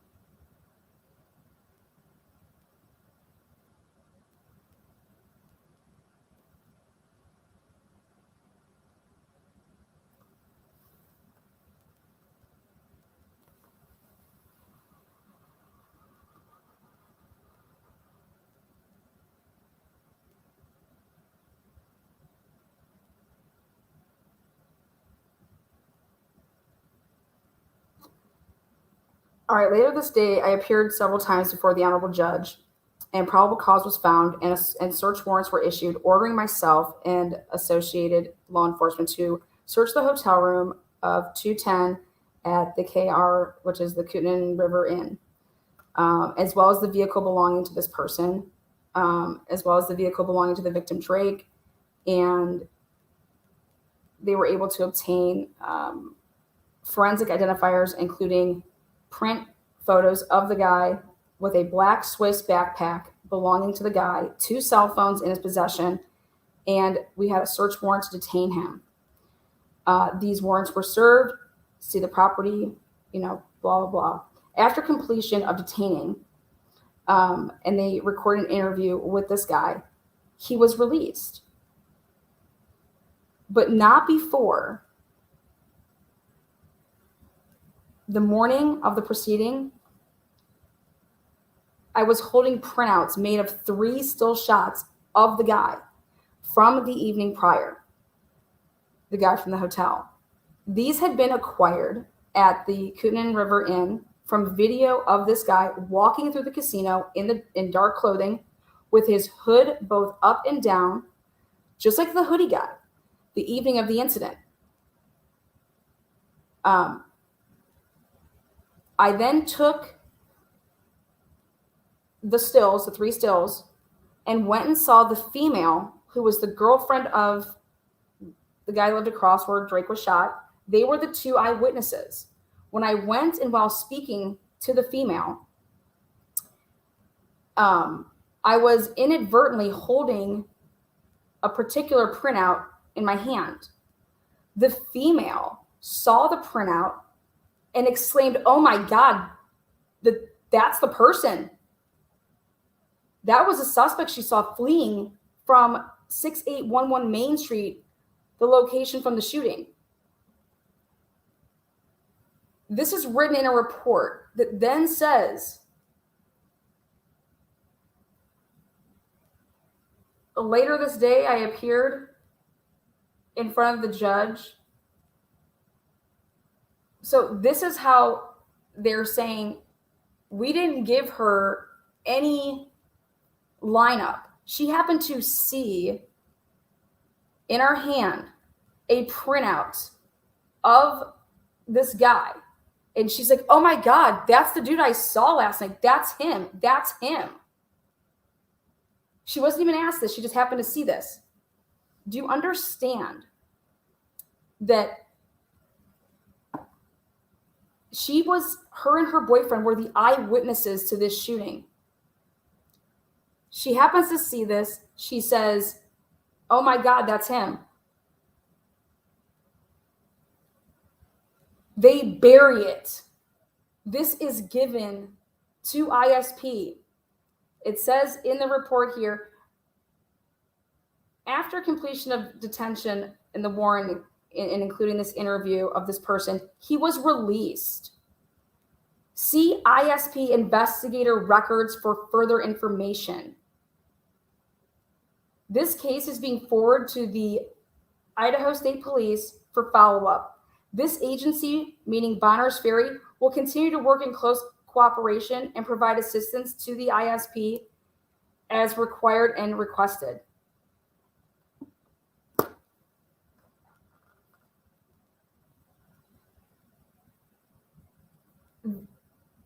The woman who was so this thing about Bethany says this to somebody, okay?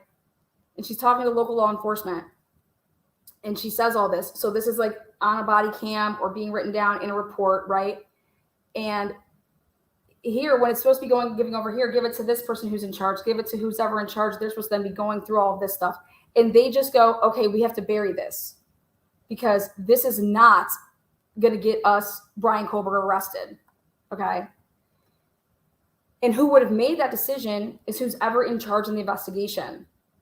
But here it is, these people like Tolson, who would have gotten that information. He has an eyewitness that's saying, "This is the person that I saw." And I said to myself, holy fucking shit. They are literally just burying, like, this is burying exculpatory, like, evidence to put in your, then when you go to a grand jury indictment, okay, if you leave that out, which they did, they left it out to arrest this other 63-year-old white male who looked nothing like the eyewitness said, that he was dark skinned, dark, all black, hoodie up, linked him all back.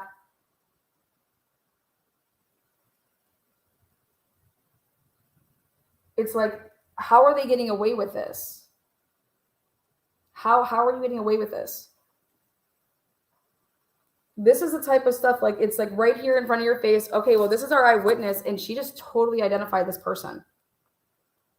Wouldn't you sit down with her and then give her like to do like a formal interview? No, instead, guess what they did? Guess what Tolson and guess what Van Leuven did? They excluded her from their probable cause. They used her boyfriend, who said that he couldn't see his face but could give his, clothing description. And they just excluded her completely from the probable cause.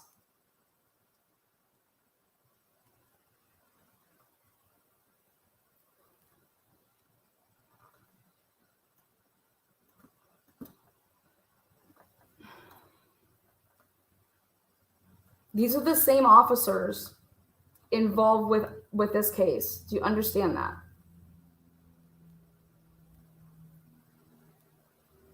So maybe I just need to put it out there in black and white and release all of the reports that Tolson and Van Leuven buried.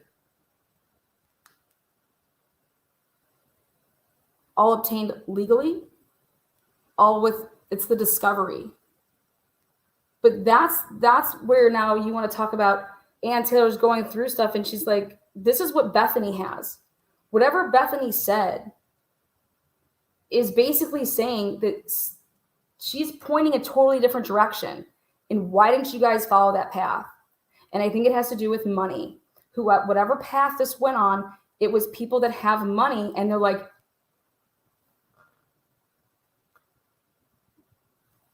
because that's the only thing that makes sense.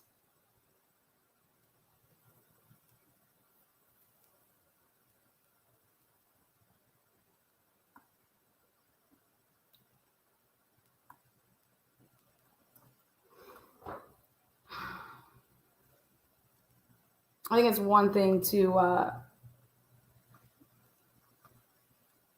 not do your job and to bury something, but it's another thing to, okay, well, we're gonna have to go and frame somebody else because we can't leave this cold.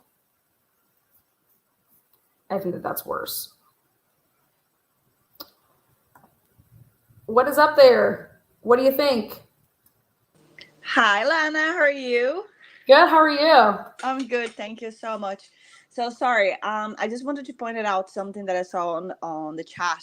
I saw Joanne made a comment that was very interesting about the last hearing, because obviously we all know that the pros are gaslighting us and gaslighting the defense.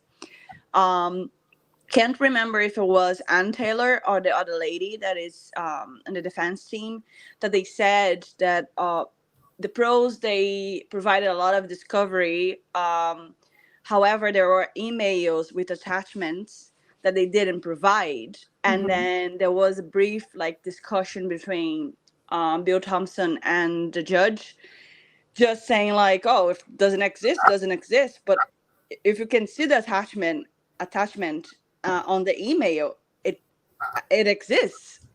So how can you say that thing it's not there, and how can you not provide that it actually, for example, if it's I think it's not the case, but if it was some sort of IgG information on that attachment, that would actually be strong on the defense case. So I just wanted to point this out, because it's something that they have been doing all along. Yeah. I don't understand what mainstream media doesn't get about it. They're basically, what the defense is saying is that you guys used third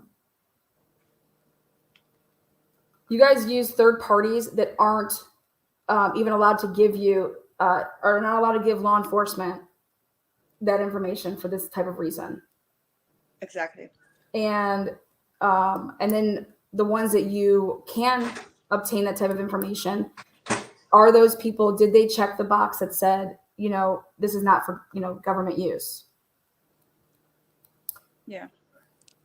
So that's that. Yeah, I just wanted to point this out because it was a good comment, So, and thank you so much for all your hard work. I love watching you. Thank you. Thank you. You've been doing hard work too. So that's it. I'm gonna leave now and give space to another person. Well, I love your accent. Oh, thank you. I'm from Dublin. There you go. I figured. Thank you, Lana. See you soon. Thank you. She's a sweetheart. Right here.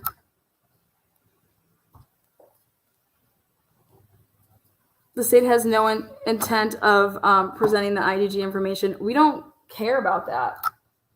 We don't care about that. You don't have to present it.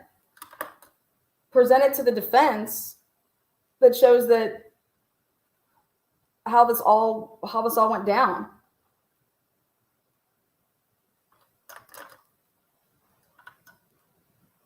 You guys, this is the way that they're using this so they can get around, in my opinion, using a confidential informant or whatever the hell they've been doing.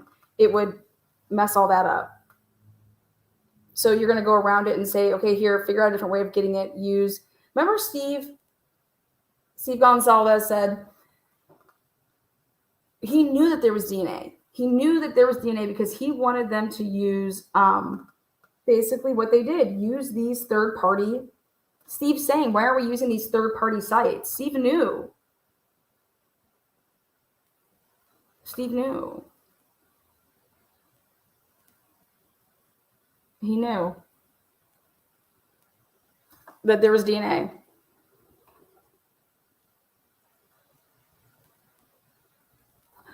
And then look at how they want to say it. This is that they furnished, like you put it in your own writing, they furnished information relating to or assisting in an investigation. No. So, you guys got some nerve to say that now we're able to protect, this is protected information because we're going to label you as a confidential informant, basically.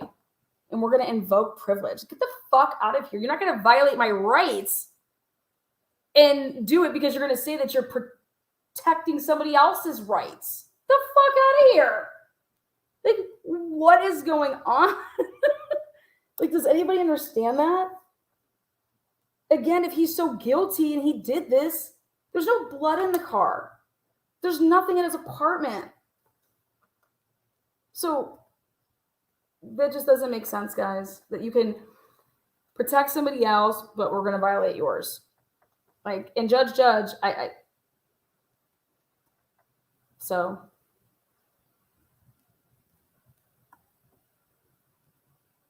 none of the students talking. One was afraid to come forward due to, you guys, I wouldn't want these kids talking. They're lying. They lie all the time. Do you see? All they do is lie.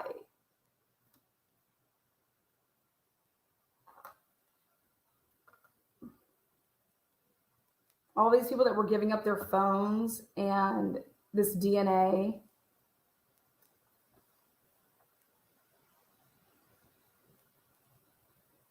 Come on, Lana. Of course they are going to violate their right. But it's funny to see that you're going to say it in one breath here that we're going to protect these people. But by doing so, we just violated the shit out of Brian Culver's rights. And everybody out there can be like, well, who cares about Brian Culver's rights? He killed people. What? That's what they think. That's what these people think in their heads. Who cares about someone's rights? No.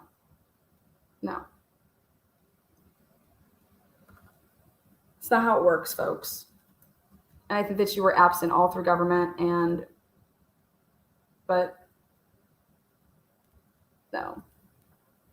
I haven't seen one order on any of this. Oh, well, they said they're waiting from the lab to have one more report done. She's like, what are you talking about? That's not what I'm talking about, Judge. I'm not waiting for a lab report. There's communication that says that this exists, and the communication is being buried. I have proof of it. Because here's the other part of it.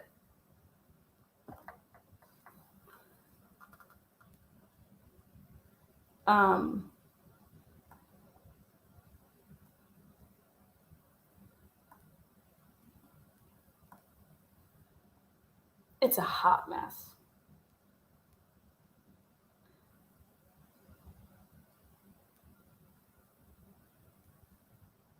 Do you know how long a tree would take to make?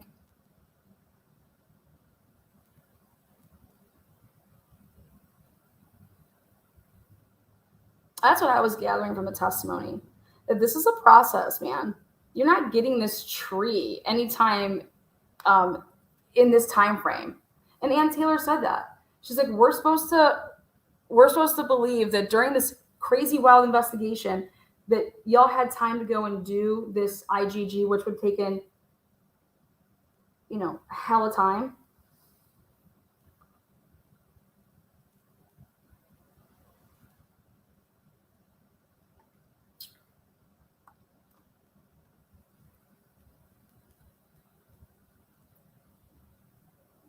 You guys, what could be so worth covering up and hiding, though? Think about it.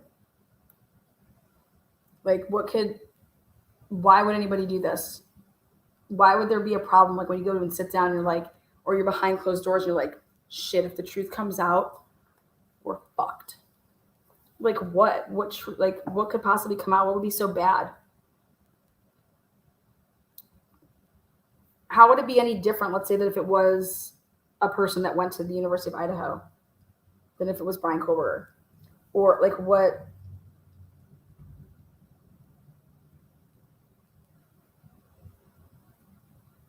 And so I thought about it.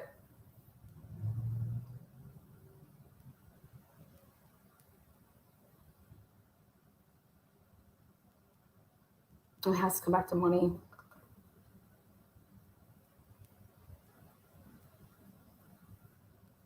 And guys, like, not everybody's corrupt either. That's not how this works. If you come to me and you give me this, report, and all you do is give me this report, and I look at it and I'm like, oh God, yeah, this is all that was given to me, okay? Versus, and there's all this other shit that's out there, right? But you never give it to me. All right. So,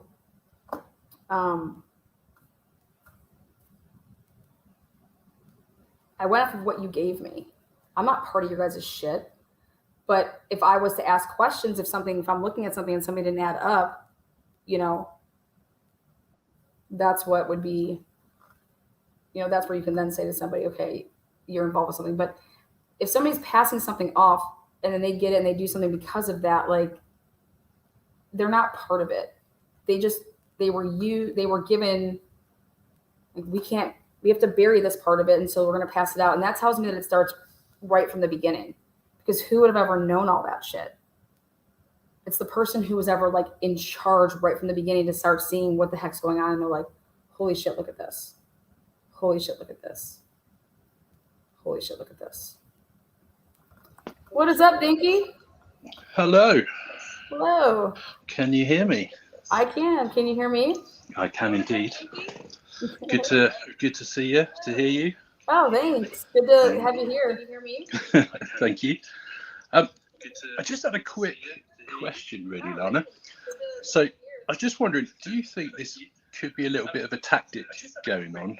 So if Anne manages to get this now dismissed, can you just use your other device? It is, I think. Like, it's are really. You watching? Oh, there you go. No. Yeah, my iPad was on. Sorry. Okay, there you go. I just couldn't hear you then. No, you're good. Everything's good now. It's weird as well because I'm deaf and my phone connects to my hearing aids. Oh, really? Like earbuds, but okay. Yeah, so it sounds a bit weird to me. But anyway, so if Anne gets this dismissed, prosecution then could immediately arrest Brian again. Mhm. Therefore, wouldn't his speedy trial, 6 months, start again? Do you see what I mean? Maybe. Yes. Yes. So do you think it maybe? would. Do you think maybe that could be the game plan here from Anne? Maybe she knows it's not going to get completely chucked out, but if it gets dismissed this time and then he gets rearrested, maybe they'll get a preliminary and he'll get his 6 months again. What do you think? I think that, yeah, I mean, I think it just depends on what she put in the motion, how much stuff is actually in there, and like how much is like I mean, 24 things is quite a lot of stuff. yeah, but if it was all pertaining to just the grand jury, because I don't think that it was just the grand jury. I think there's definitely Brady issues and stuff like that going on there. I mean, 24 things is, I've heard a few people just wave that off as, oh, it's nothing, but it's a lot of stuff. It's a lot, yeah. If it was just a couple things, then you could say it was, she's just doing her job with. I don't buy that. But not 24. No, I think the I can't pronounce that word, prosecutorial misconduct. Mm-hmm. That's quite huge as well, to be honest. You don't often see that. That means that he knew. She's basically saying that you knew. Yeah. That you had something. Like, prosecutorial misconduct is when you're prosecuting knowing that you should not. Yeah, when they know that they've got evidence that is exculpatory. Mm-hmm. And then obviously it could also be that after you do, arrest him and you move forward, that stuff then happened from that point to then, this point. But I think the way she's leaning with this whole, you use inadmissible evidence to obtain this, grand jury indictment. So I'm curious of the inadmissible evidence that they use. Yeah, me too. I think that has to do with his arrest. He should have never been. You use inadmissible. His DNA, and people, I don't know why they're not understanding this. It's how they got to his DNA to then be able. They never had his DNA. The only way they got it was when they got a search warrant signed for his arrest, which then they got the buccal swab, and then that's how the DNA that they want to use in court, and they keep saying, we're not going to use this IgG. We're actually going to use his DNA that then links to the sheath. No. But you can say you're going to do that, but we're backing it up all the way up to saying, how did you obtain that buccal swab? Yeah, I agree. People seem to forget all of that. I mean, we don't have a constitution over here, but you guys, you do. And if things like that carry on, people are just so quick to give up their rights. It's unreal to me that the amount of people that will say, oh, well, it doesn't matter how they got there because his buccal swab matched the DNA on the sheath. Well, the DNA on the sheath was only made into a profile, if you like. It wasn't, let's pour some water on these skin cells and we'll grow a Brian Koberger. Mm-hmm. They had to develop a profile. They had to, start off with fundamental stuff. Okay, it's a male, Caucasian, whatever, and then they fit the rest in with that profile. As you've explained before many times, Lana. Yeah, and I think that people just look at it, they're like, well, so do you believe that his DNA was on the sheath? Do you believe that the sheath was even there? And I'm saying I'd have to see the body cam. If there's no body cam that's showing this, no. When did who really, recovered this? Where did this sheath all of a sudden come from? Did any of the first responding officers, they all have body cam on? Are they saying they saw anything? I would just think that Payne, if he said he saw something, okay, that he'd be talking about it. hey, did you see this? Blah, blah, blah. But there's always this order of how stuff would have happened. And it's tedious work, but you're putting a working timeline together, and then you can pinpoint when, the lies started. Because I Yeah. do believe that there's lies. Well, nobody is actually claiming to have discovered the sheaf, are they? It's all I heard from somebody else. Well, no. Payne is admitting in his he's admitting in his with his probable cause affidavit that he saw it. Yeah, he saw it from the doorway to the left-hand side of was it Maddie? Yeah. But later on, it's underneath Kaylee and half underneath the comforter. So, like you say, it's just not right. And then, Blaker's just saying that he only found out about it, not even from Payne. He found out from ISP. Yeah. So it's sketchy. One thing I found really interesting with those hearings was they described it as environmental DNA rather than touch DNA or transfer DNA, which kind of makes a lot of sense, really, because skin cells, we all shed billions of them every day, so they are in the environment.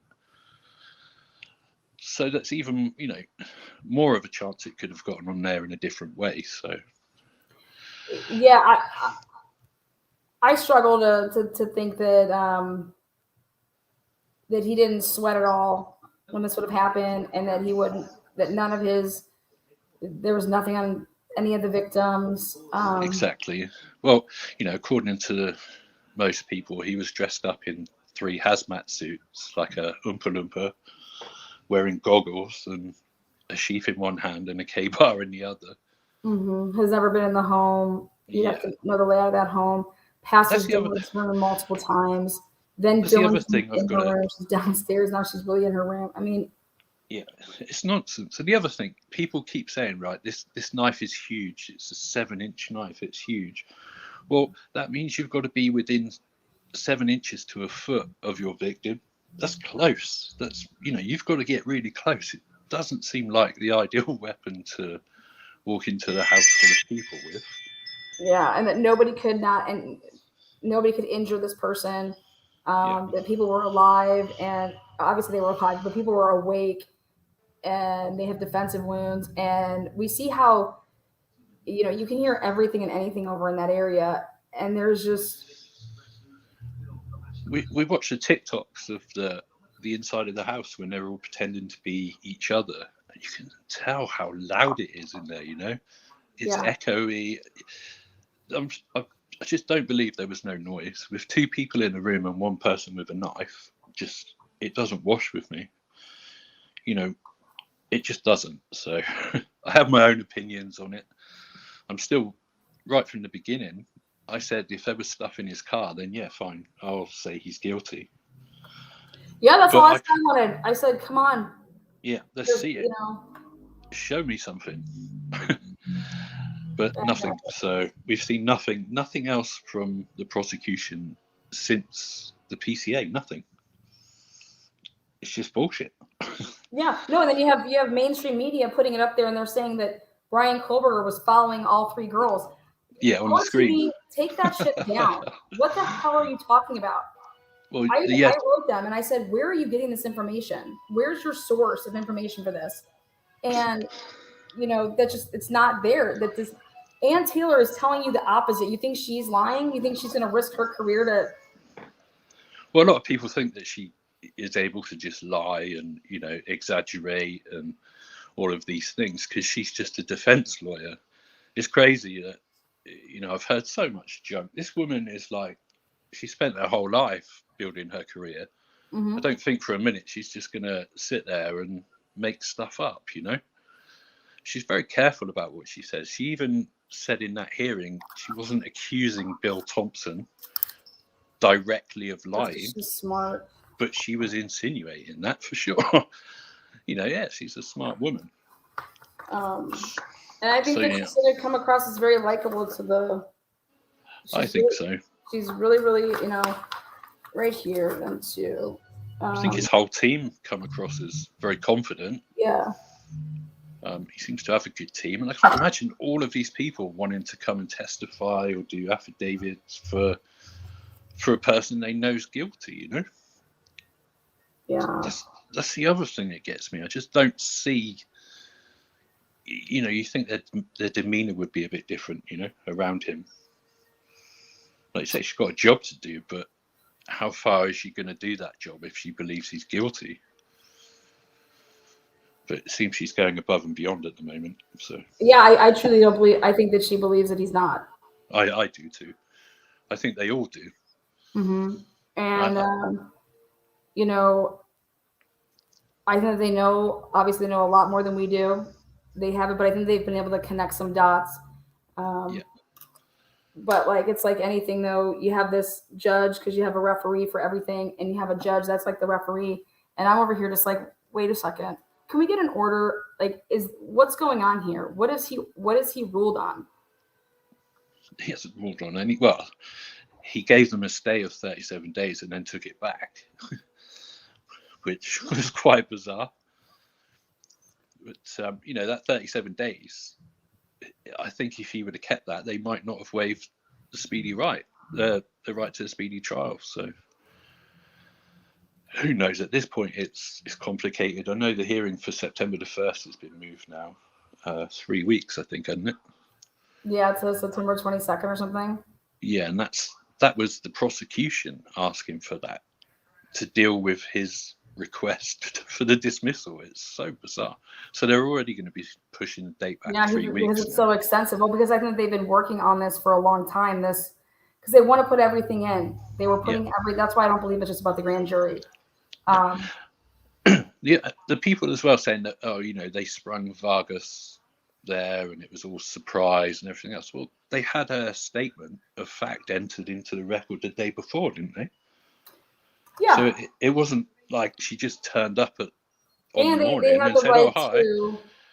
to cross. The judge said you can have another day to like cross her. We'll just let this is her direct testimony, and then we'll give you another opportunity to cross her. And it's like, so instead of that, Bill Thompson sends 2 FBI agents to her fucking house. Well, he knew straight away because he stood up and said, "Oh no, we'll make another date to do that." So I think he already knew straight away what he was going to do. You know, because he had the opportunity, and he said, "No, we'll arrange a date to cross-examine later on." And then, he sent the FBI around to threaten her. The nicest woman as well they had there all day. Yeah, it's crazy. Just think about, did the FBI ever show up on Bethany or Dylan's doorstep? Well, they should, and I hope that they have. I really do hope that they've done something other than what we've seen in the PCA. Yeah, like Boston said in chat just a minute ago, it's frustrating. All you hear is, "Oh, Ann Taylor's throwing shit at the wall and hoping something will stick." It's like many people say the same shit just for saying it. You guys so frustrating. After seeing and being reminded with the Karen Reed case and with the Murdoch case, you guys understand that these students, they weren't in their phones changing the Google locations. They weren't shutting stuff off. So every movement of their phone moving, them moving with their phone, their health data, that's all, in my opinion, going to be there. And it's going to paint a very, very different picture with how this morning all played out. There's been rumors coming out that that the girls knew that they were dead that early morning hours, that they had made comments about that. I mean, it's if they called friends, those friends would have told other people. Surely. The most accessible bedroom never walks in. And think about somebody opening up their door, closing their door 3 times. Yeah. And Brian's not going to hear that. Whoever was there is not going to hear this to be like, Who's here? Someone's here? Yeah, and it's a very small area. If he walked past there with her door open, they would literally have been about 1.5 to 2 foot away from each other. It's so close, you know, you would have felt the other person standing there, I think. Mm. It's, yeah, I think if those two didn't hear anything that night, then I'd be shocked. So maybe they have put more in their statements that they're just not telling us about because it's a bit graphic. But then, yeah, exactly. It's just It's yeah, I can't sort of make any of it make sense. The way that I'm being told to make it make sense, you know, like this guy did it, so believe it, or you're a conspiracy theorist or whatever. No, yeah, I'm just, asking questions, and it's healthy to ask questions, and you know, at least the digging that you do, Lana, it's all fact, it's all receipts, and I've said it a million times. I try to tell people that. I think you try very hard.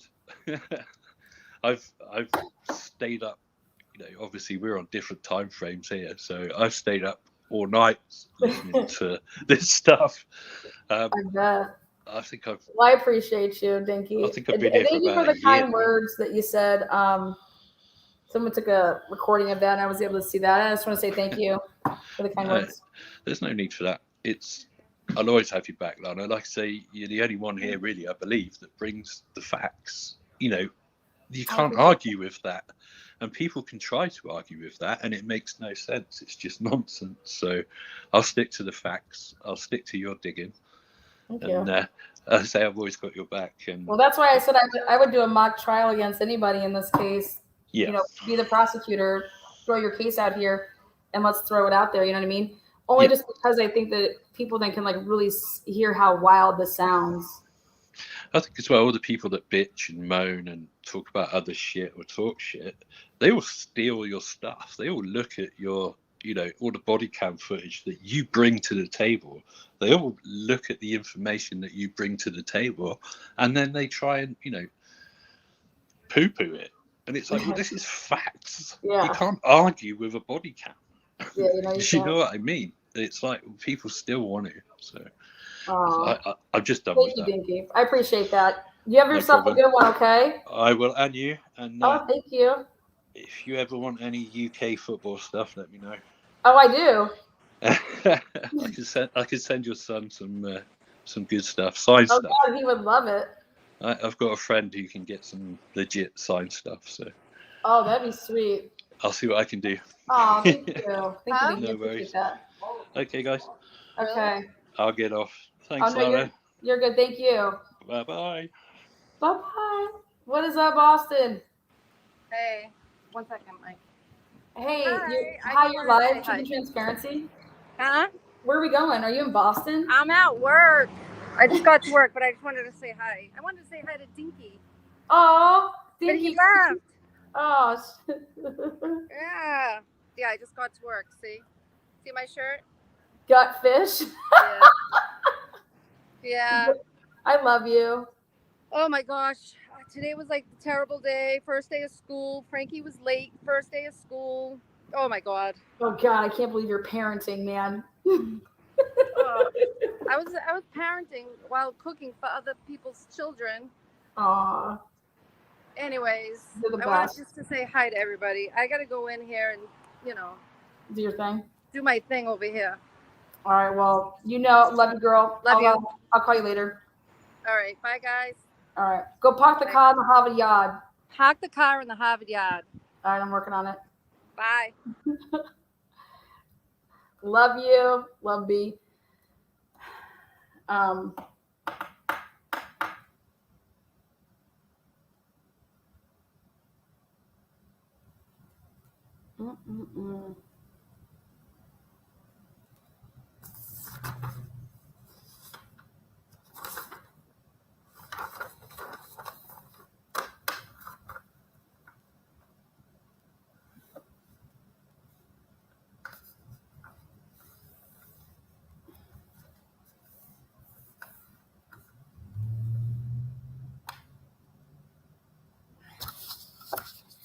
So does anybody else think it's weird that remember how everybody was like, Lana, they have so much more than this PCA. Like they got so much more. You have no idea what's coming your way. Like they just had to put enough together to obtain his arrest. Okay. And I was like, yeah. All right, I'm going to take my happy ass down to Moscow and I'm going to see how much stuff they have in this preliminary hearing, you know? And we waited and we waited and we waited and then boom, grand jury indictment. You some scared people over there. So do you want to know what the only thing that's missing from this whole big old, this one's Dustin Blaker's, but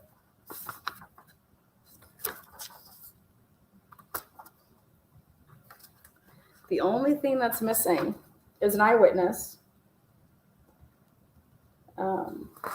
Anything from his car, his house, his apartment. You have him driving around, which I think it's going to come back and show that he drives around all the time. But the only thing that's missing from this is the FBI tip. The FBI tip. The IGG. The tip. That's what's missing from this. That's the only thing that's missing from this.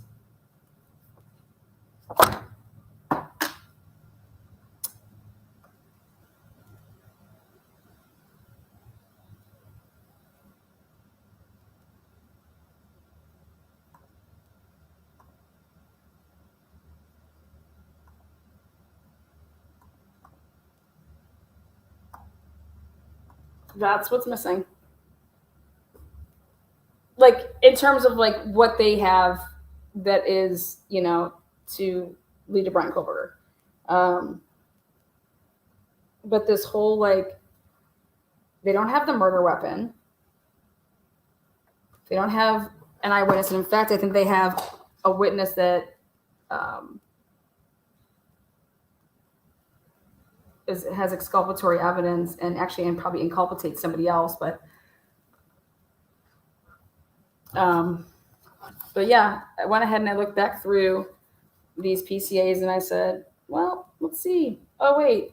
The thing that I was supposed to be waiting for is the motherfucking FBI tip line and the IGG that y'all said you got in 3 weeks with no fucking receipts. That still couldn't go in here because you have no receipts of it ever even happening. So it couldn't even go into a probable cause.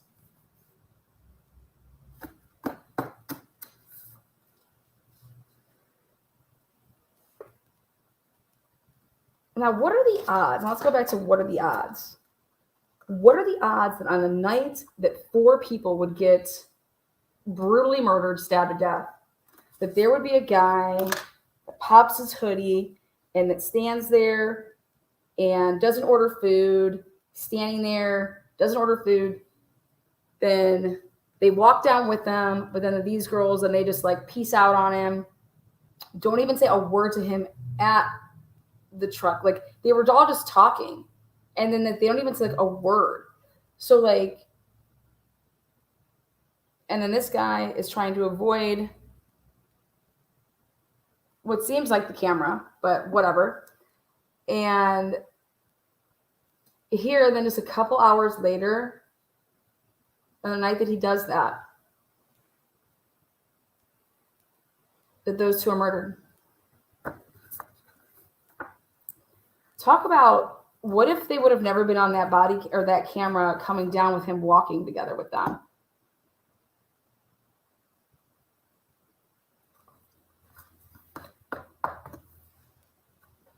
You know what I mean? Like,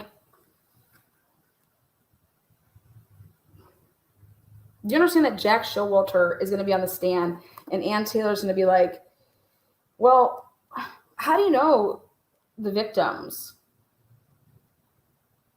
So did you get invited to go out with them that night? Like, where were you beforehand?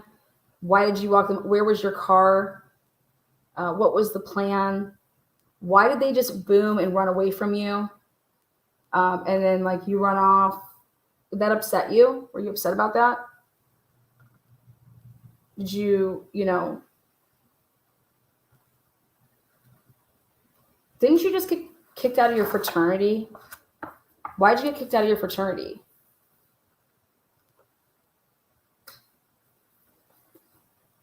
What were the girls saying to you? Why did you say to them that, ooh, they're going to get you? Is that what you said? Instead of us playing hearsay, what did you say? What were you guys talking about? So she's going to go, don't prep him, Lana. He's likely listening. How was everything at the bar that night? Why didn't Jack D go with them? Why didn't, Adam, or who were you guys there to see? Did you guys go in beforehand? So you just showed up there by yourself? You didn't go there with those girls. You just showed up. So you went to a bar by yourself. Do you have any friends? Why didn't you go with your friends? You notice in Exhibit A here, for like nobody talks about like Jack Showalter at all. Where'd you go after they left you? Why were you hanging out there? Why did you think were you supposed to give them a ride? Why didn't you? How close do you live to them? Where do you live? Where'd you go afterwards?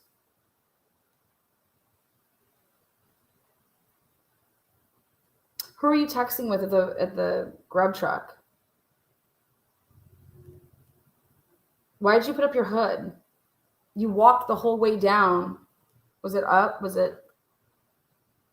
You then stand in the back and you actually turn your hat around, right?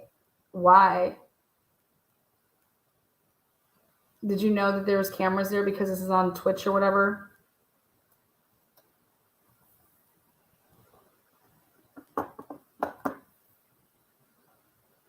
What were the girls talking about? Why would they talk about things in front of you if it was girl talk? They just talk to you about all of this in front of you? If it was something private, they're going to talk to you. They're going to talk about it in front of you.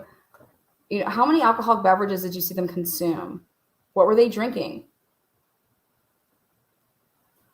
What were you drinking?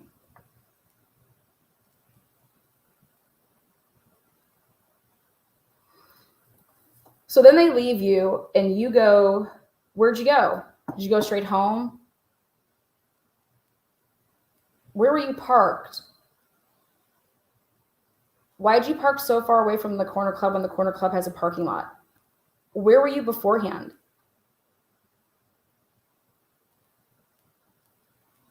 I mean, why wouldn't you just park in the corner club's parking lot? You know what I mean? I think that he was clearly probably somewhere beforehand. Did you talk to investigators? Did you offer up your DNA? Did they ask for your DNA? Did you turn over your cell phone? Did they ask you for your cell phone? How quickly did you lawyer up? Why did you lawyer up?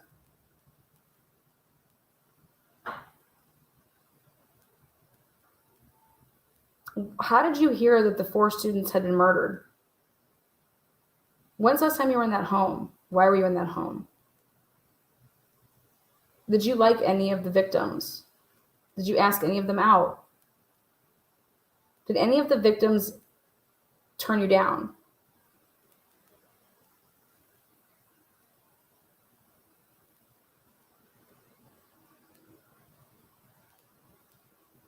Did anybody have you watching the victims? Did anybody ask you to keep an eye on the victims?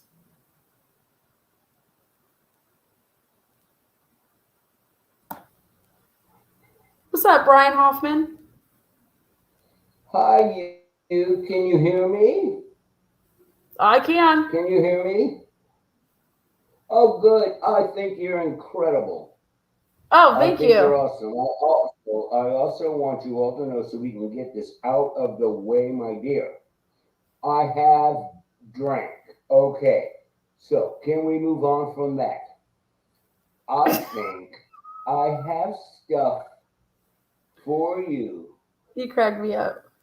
Oh, it's just been I'm really glad to be with you. Okay, I am. I've had trouble. Okay, here's where we go. and you will relate to this, I think. Last week, I am like all of us, we're all just, ugh, okay, this is horrible. And it's like all of a sudden it occurs to me, like, dude, this is like in a dream, kinda. WSU, WSU cops killed Brent. WSU cops found the Elantra twice on the same day. Okay, so I decide I'm going to go start to play around with WSU corruption. Lana, Lana, incredible, like really bad shit. Makes Moscow look like law biting cops. I have it, but I didn't really think I didn't know you would be here and I could get in and all that. But I have it, but I'm not in the mood to do it now. But let me tell you, whew, there are sleuthy like spreadsheets of corruption with WSU cops.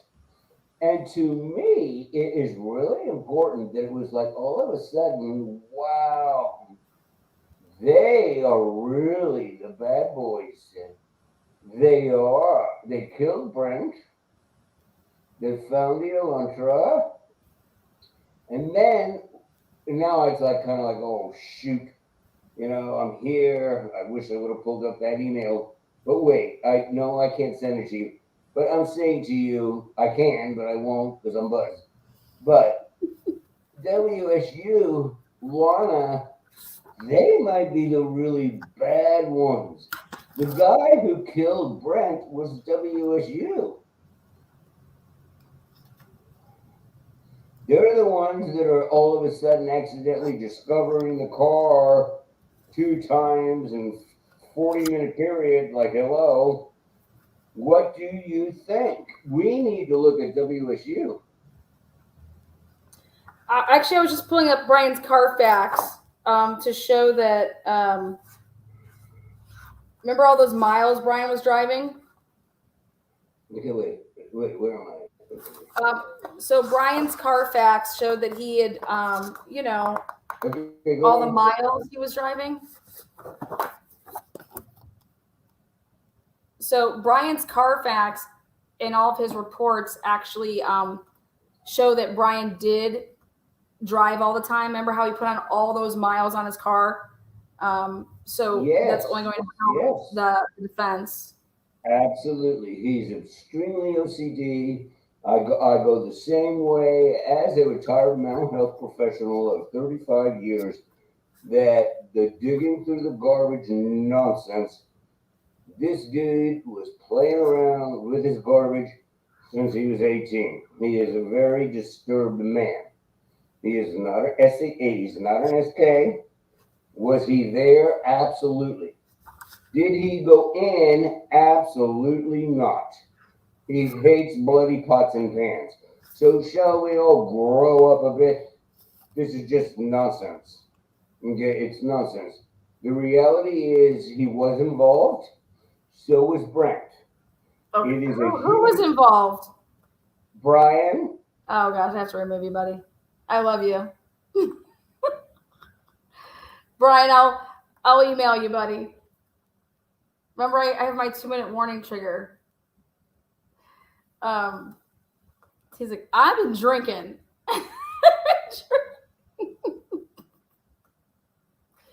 Oh shit. Brian, it's okay, I love you. Back to Showalter here. Showalter, it looks like everybody in your family became doctors. What did you study? At Moscow here, Idaho. What'd you study? Oh, I studied business.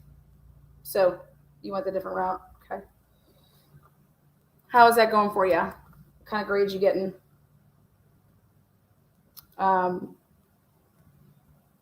Now it says here you were in the fraternity lifestyle, right? Okay. How'd that work out for you? Well, I got kicked out. Why? Why would you get kicked out? Showalter. Well, whatever he's gonna say. Okay. So, I mean, I'm sure was there other people that got kicked out with you. I mean, I find it hard to imagine that in a fraternity that you're doing stuff by yourself. So, were there other people that got in trouble with you? Did you just take the blame for it? How did your parents feel about that? Who was paying? How were you paying to go to school?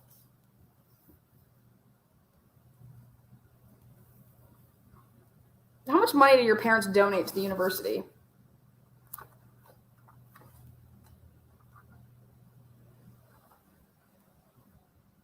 If you didn't do anything wrong, why'd you lawyer up?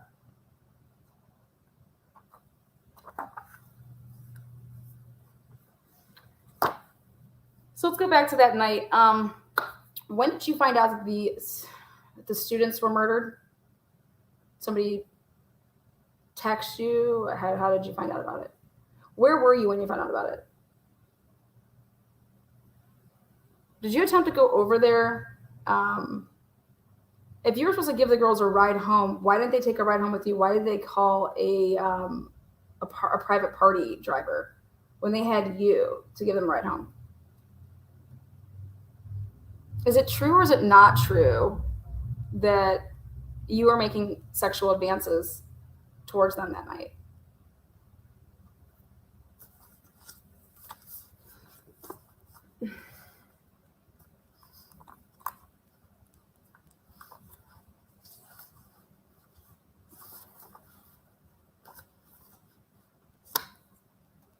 Do you work?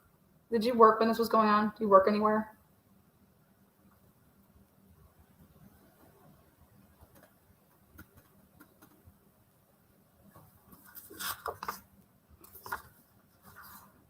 Have you ever been physical with a female before? Okay, so going back down, they were walking down from the bar. You just happened to walk with them. That was planned or not planned. You didn't park at the corner club. So where were you beforehand? You were just by yourself lurking. Okay. I noticed that you didn't order any food. Why did you go to the truck to get food if you weren't hungry? Why'd you go there if you weren't hungry?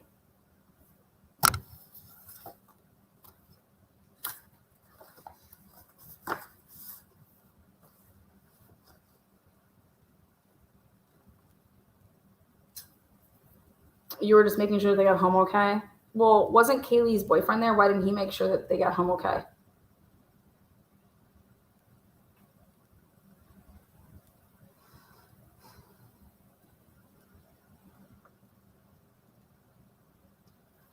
You're just a nice guy? Okay. If you're such a nice guy, then why did you get kicked out of your fraternity?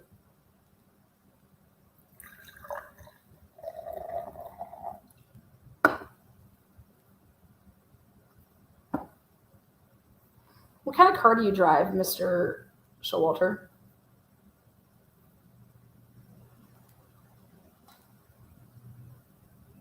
Now, you said you went over to the girls' house a lot. You'd go over there for parties. Have you ever seen my client? No. Did the girls ever tell you about my client? Did they ever say that they were scared of my client? Have you ever heard his name mentioned before?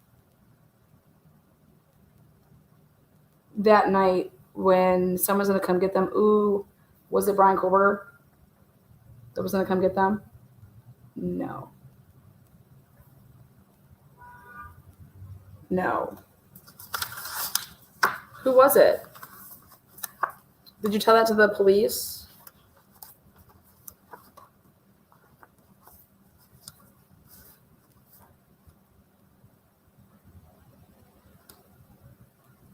How long were you interrogated or questioned, or how'd that all work out? Did you just go up to the down to the Moscow Police Department yourself? Did they call you? When did you talk to the police? When were you first interviewed? Because I think people don't realize this, but the only way that you're going to know about Jack Showalter is Once the video would have come out, the grub truck video, and people are going through it, you know, Olivia would have been there with whoever saying, who are these people? Who are these people?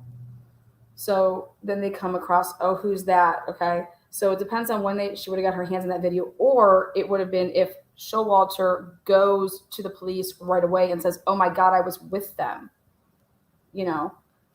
So think about all that, because I think that's going to be really important to how all that transpired, of why and how he went to the police. Did you turn over your DNA? You know,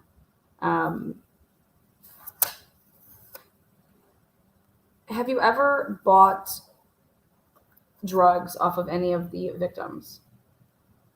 Have you ever purchased with the victims drugs?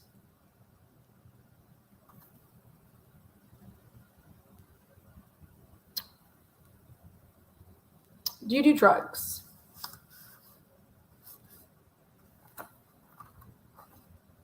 Where do you get your drugs from? What kind of drugs do you do?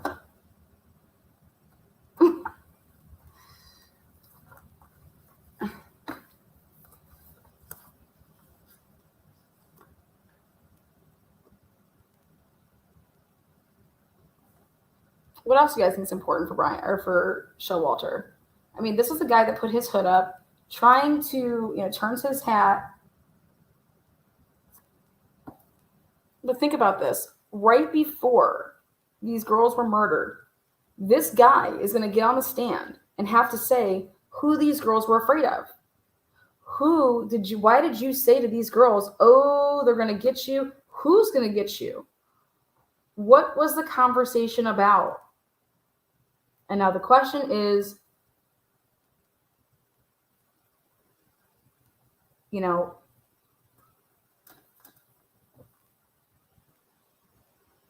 what do you think Showalter is going to say? Well, yeah, they were talking about what? What is that about? What did she tell Adam? Told Adam who's Adam? There's a lot of, is that what she was saying, Adam?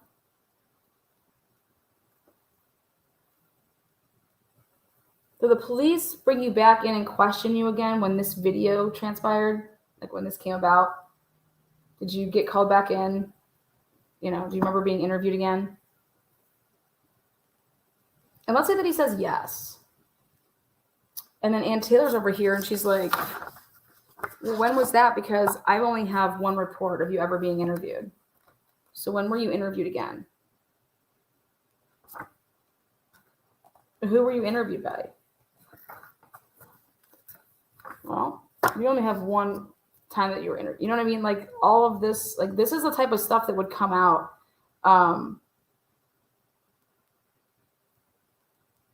That should have come out. That should have came out in a preliminary hearing, but they were denied that. Well, that's if Showalter was even going to be, you know, part of that. But you would think that that guy would. I mean, Jesus. And you have to think about it. How could the police write John Showalter off so quickly? The only way, in my opinion, would be as if he turned over his DNA and that it didn't match the partial on the sheet. But how quickly did you get that back? I mean, Moscow is just like, yeah, no, they're not involved. How do you know this? I don't even know that answer. Again, they wouldn't have talked to Showalter unless Jack is asked, you know, okay, where were you? When's the last time you saw Kaylee? Jack D. Oh, I saw her last at the corner club. Okay. Did you leave with her? Who was she there with? Maddie. No, they wanted to go eat and I was tired. I wanted to go home. And they wanted to go grab food at the grub truck. So they just walked. Well, yeah, they walked to the grub truck. Well, if you were going to go home, why didn't you give them a ride? Why would you let them walk by themselves? Well, no, I didn't walk that. They went with this other kid, Showalter. He was going down there. Now think about that. If he says he was going down there and we find out that Showalter didn't even order anything, well, why was Showalter going down there if he didn't order anything? Well, he had to walk that way to her because that's where his car was. So, okay, so the girls get there.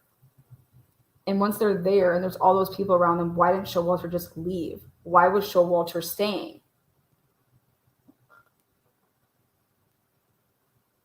Do you understand, like, when people want to say, like, how, if it's not Brian Koberger, then who? Are we all, do we all forget what was going on for those 7 weeks up until somebody was arrested? Like, there was just so many things going on, so many moving parts. Did the girls invite you to go there, Showalter, afterwards? Like, if they're having people over, were you invited? Was it just an open door policy? Like, you can just go there? Were you pissed off when they just left you? Because then you went running to your car. You didn't walk. You, like, fastly, and then you were running.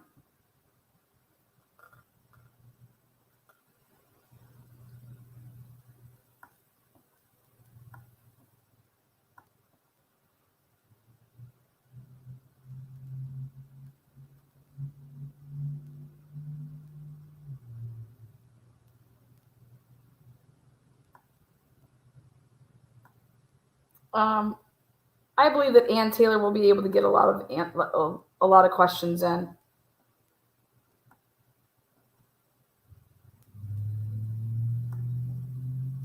She's going to play the video and she's going to say, "Is this you in this video? What were you doing? Why were you?" I mean, do you think that the state's going to use him as a witness, or is Ann Taylor going to have to use him as a witness? You don't think it's relevant, the conversation that Maddie and Kaylee had walking down? You don't think that it's relevant that they don't speak at all at the grub truck to the person that walked with them, and then they never speak again? Nobody think that that's weird? I think that that would look weird.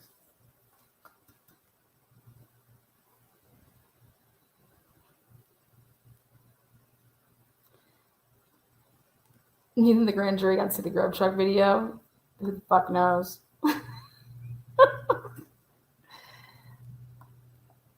Brian, I don't think you're spamming.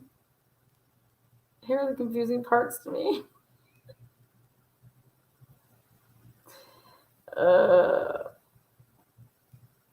I'm just saying it's going to be who? Ann Taylor's job to do what? To show, like, all this shit that was going on.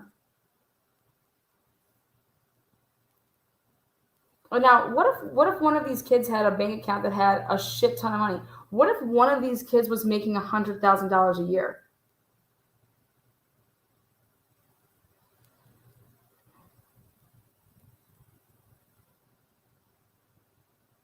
I don't even know that information. So that's my question to you guys. What if one of these kids was making $100,000 a year?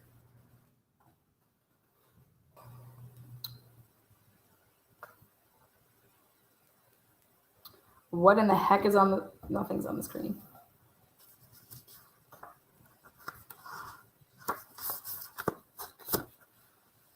Brian, how many miles have you been driving? Oh, I've been driving all over the place. So it's nothing new. Brian drives all over.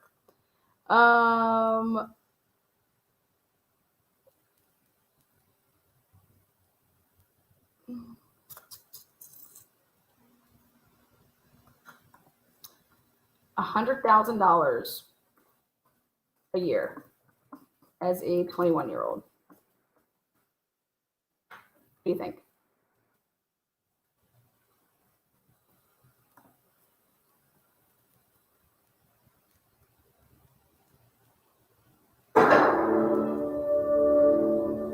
Does that scare people?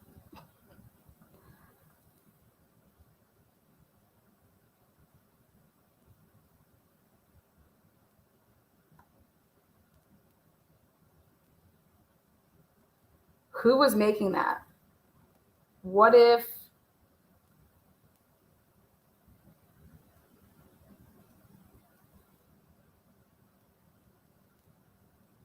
if somebody was making like, $10,000 a month over the course of the past, X amount of months. So if you do the math on how much they're making, it would be equivalent to then, $100,000. Okay. Now, would light bulbs go off? What was the mail that Mr. and Mrs. Gonsalves had to sign off on because the FBI wanted the mail of Kaylee's? What mail do you think that was?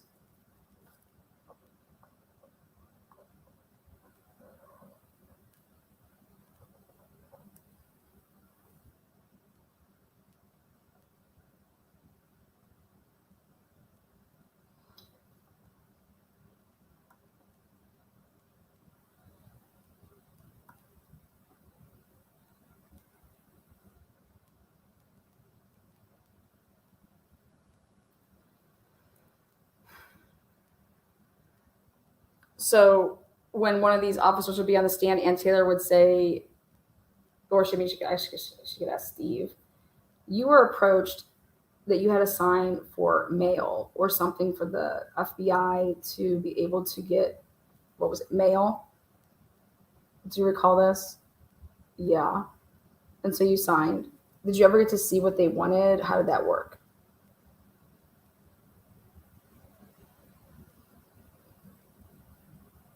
So then you asked this officer, what they wanted. What mail did they want? What mail could possibly be coming there that would be valuable? And to me, it's a paper trail of something.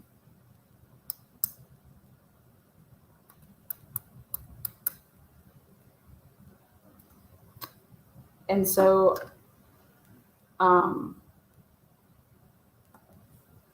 the way that you'd be able to buy a car yourself and everything like that, you would, especially if you didn't get anyone to co-sign, you put, X amount of money down.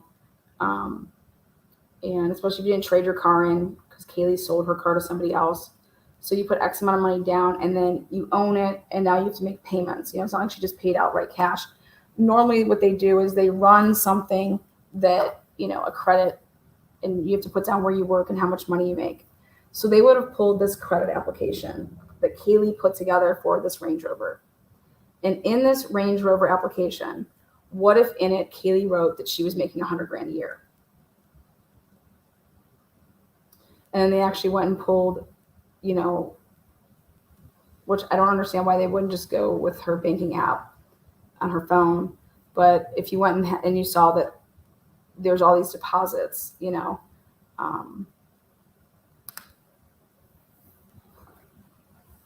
so and Kaylee put down that she was making this type of money.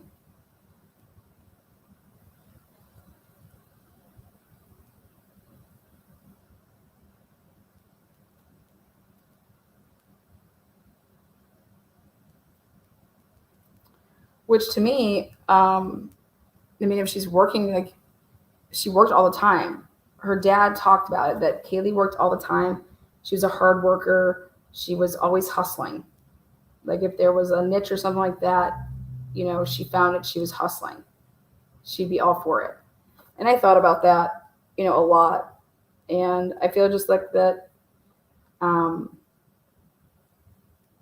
believe, and this is my opinion, and my opinion is going to reveal that I believe that it's going to come out that Kaylee was making a significant amount of money through her job, through doing her jobs, whatever they may be. But that seemed to be something that Mr. Gonsalves said a lot, just like when he said about the going out and getting familia DNA. And then here, lo and behold, this familia DNA is what is causing such an uproar. Okay. And so it seems that stuff that Mr. G has known, has said, has foreshadowed, and has come true in some capacity. And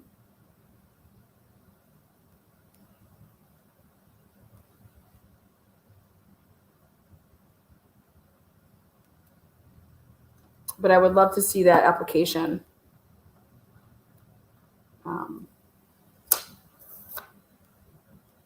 for the Range Rover. Because I do believe you can go out and get a car and you can have the money and you can put down a down payment. That's all normal. That's all normal, in my opinion. And if you can afford something like that, you can make the payments. Awesome, great.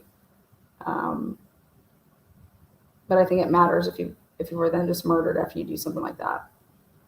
I think it matters what Kaylee and Maddie were talking about, and then you're murdered right after that. I think it matters that a guy that doesn't want to eat sticks around a grub truck, throws up his hoodie, puts his hat forward, when all you would have had to do is just throw up your hoodie with your hat backwards. But he changed his hat forward, put up his hoodie, stood in the background. And maybe it's because he didn't want other people to see him there versus the camera. Maybe it wasn't the camera that he just didn't want to, people come over to that grub truck all the time. It's maybe he didn't want other people that were coming to that grub truck to see him versus the camera. But they did a search warrant for the Department of Labor. Hello, like what the fuck? These kids, the department, so they want to know all about like their jobs and where they were ever working. Why? They were students.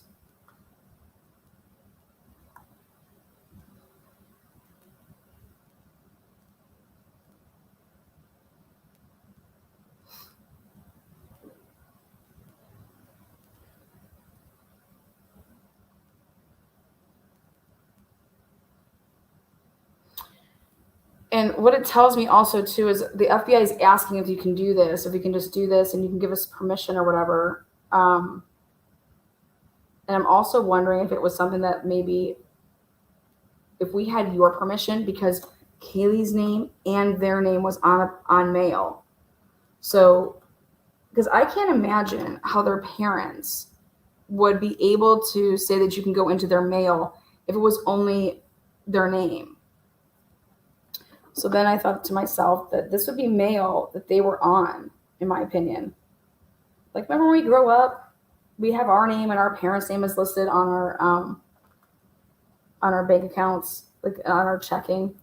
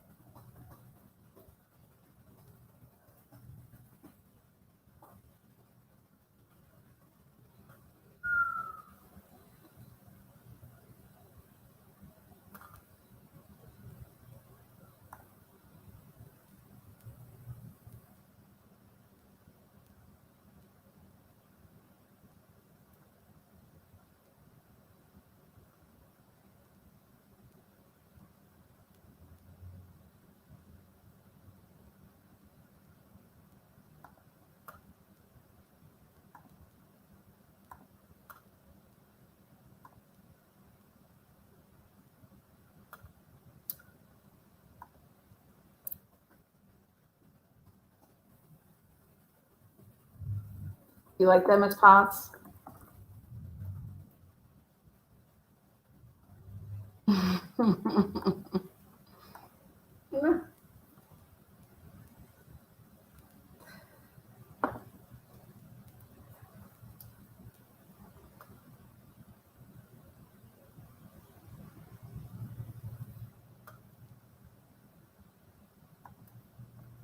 No one was doing it.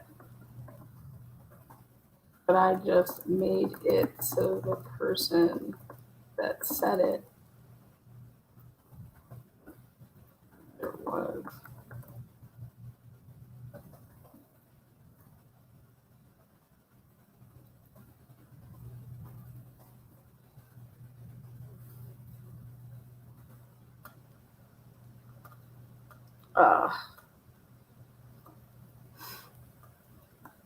Annie is great, isn't she?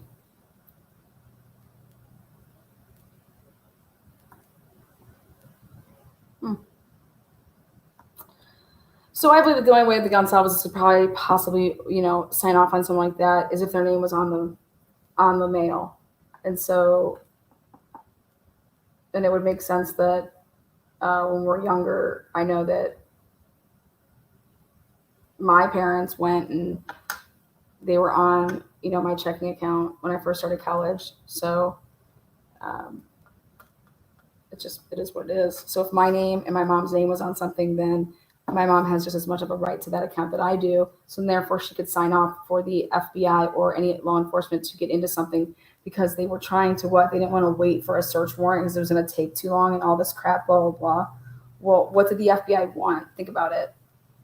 And it would be something that the parents would be on, in my opinion, because I don't see how the parents could possibly say that they could get into that. Even like being,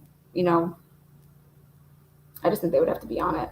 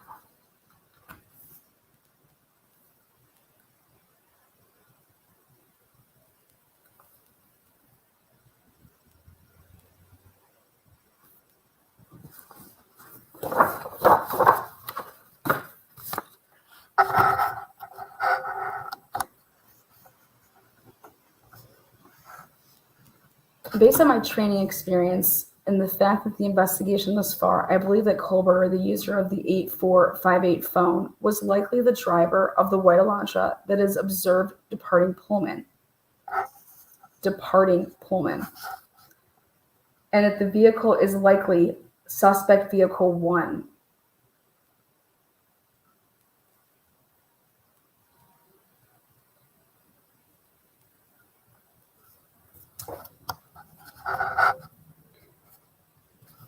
Remember what the alibi is, but it's not an alibi? And they said that Brian was out driving. Okay. Now reread this.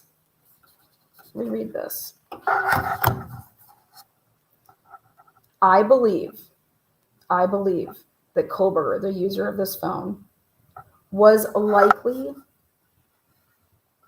the driver of the white Elantra that is observed departing Pullman. They're not referring to this departure as suspect vehicle 1. And that this vehicle is likely suspect vehicle. I'm sorry, they are. They're saying that suspect vehicle 1 him departing Pullman. Let me rephrase that because I fucked that up.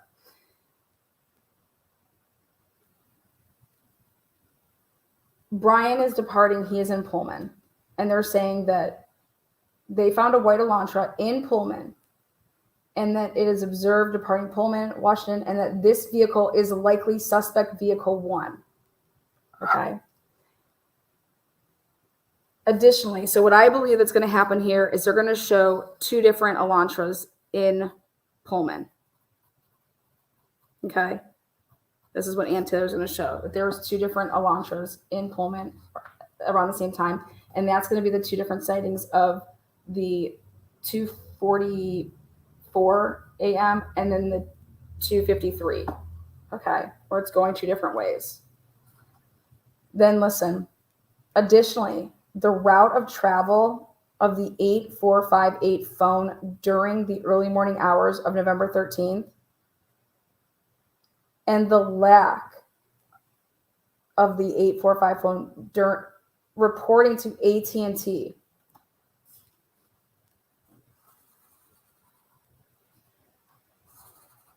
What do the other towers say?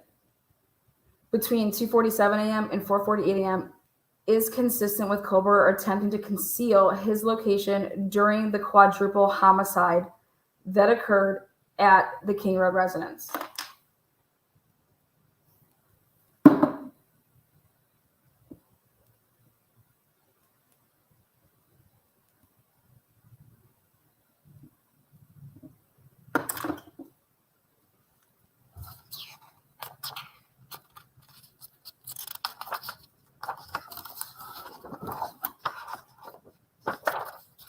Okay, so I have a question then. In the Murdaugh murders case, you're able to tell if somebody shuts off the phone, if it dies, if it powers off, you're able to do all of that. But they would have needed the phone to do that, right?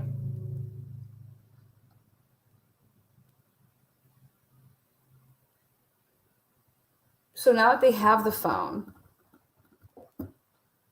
and even if the whole thing was wiped down and deleted, you're able to still recover that. So my question is, when they would have recovered this phone, it should be able to show if the phone was turned off. Now, can you tell it if the battery, what the battery life was at when it was turned off?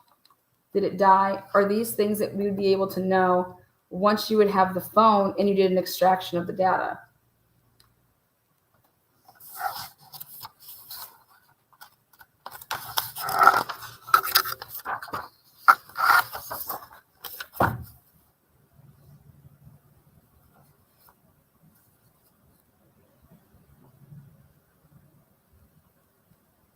On December 23, 2022, I was granted a search warrant for Koberger's historical. Now, this to me, I think that when we're talking about the 24 raises of problems, I think this is going to be a problem. Obtaining this. How did you get the historical data? Okay.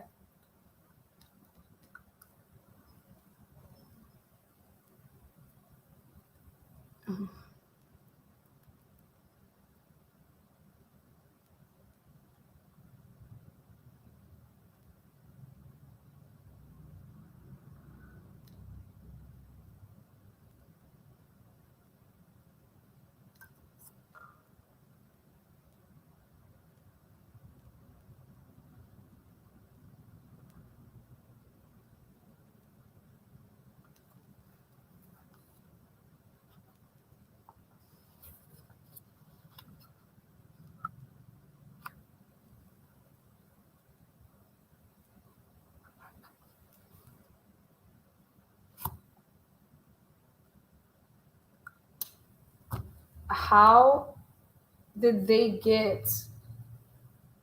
I thought that they only were able to get the 2 hours. They were only able to get the 24 hours.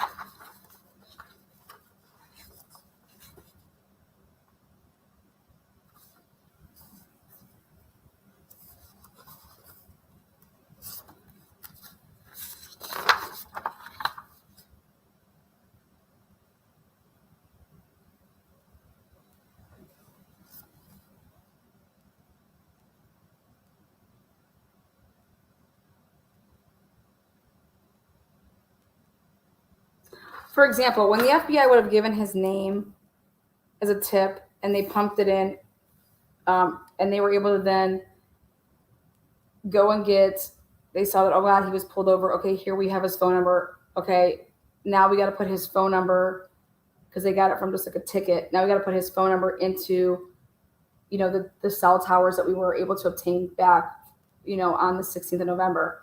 And they go ahead and they pump in that number, and it comes back as not hitting. Okay.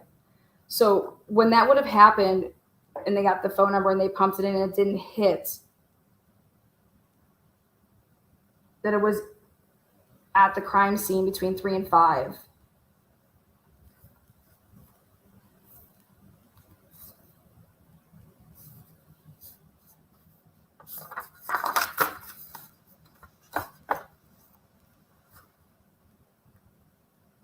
Then you take it to the courts and you say, well, we think he shut off his phone. So can we get a historical data search warrant for everything from him for 24 hours? What do you think that you would have to put in that search warrant in order for the judge to sign off on that?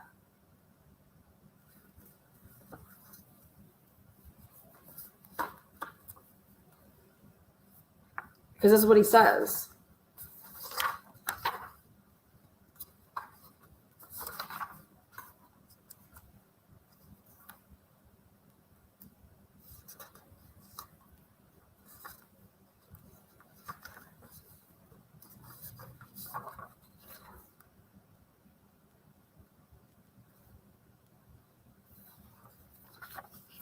This is supposed to go in chronological order. Remember, this is Blaker's.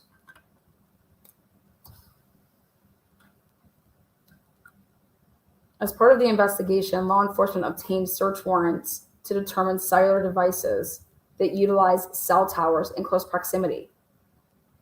And when they did this, his did not come back as hitting, okay? After determining that Kohlberger was associated to both the 2015 White Elantra, and so that means that they would have had, where have they ever seen that it's to be a 2000? Like, obviously he has that, but they don't have cameras that actually say it's a 2015 White Elantra. What they have is what looks like it could possibly be that, but really they have 2011, 2013 in the immediate area. And this phone number, investigators reviewed these search warrant returns, and these returns did not show that phone was utilizing cell towers, okay? And then he says, well, based on my training, experience, and conversations with law enforcement officers, that individuals can either leave their cellular phone at a different location, or shut it off.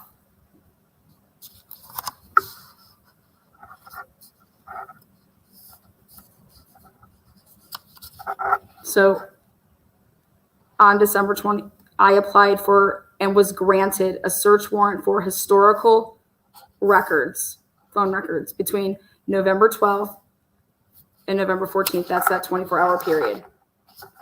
Because what did you say? You said, oh, well, so you had to go there with what did you show in the search warrant? I think that's what Ann Taylor's asking.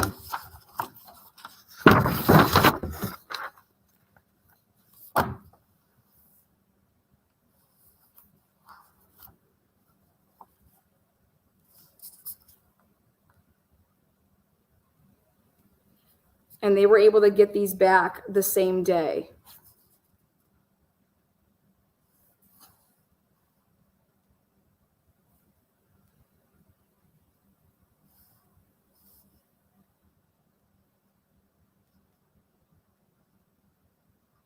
And this is when I consulted with an FBI special agent.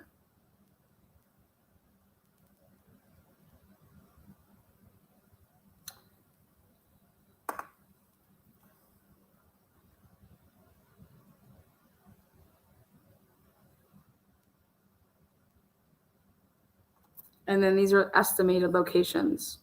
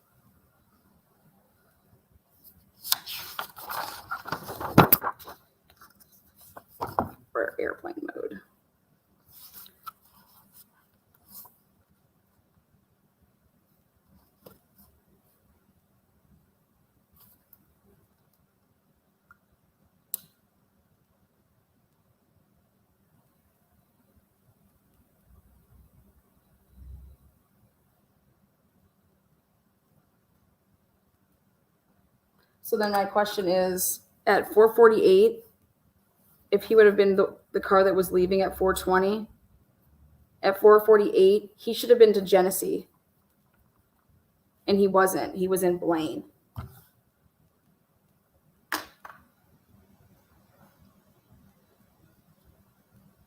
Twenty-eight minutes after that, he should have been way past Blaine, and that's what the tower was that it was on.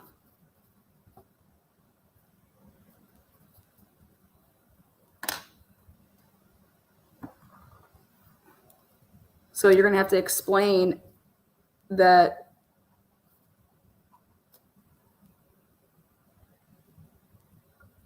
if that was the car, how would he only be that far? And they're going to say, oh, well, because he probably stopped off to, like, I don't know, throw all that shit out. You know what I mean? Which would even be more of like ways to to trace it back into the car. And then all I would ask is, did you guys put out search teams over there in that area to like search for like the knife and shit? When were these searches conducted?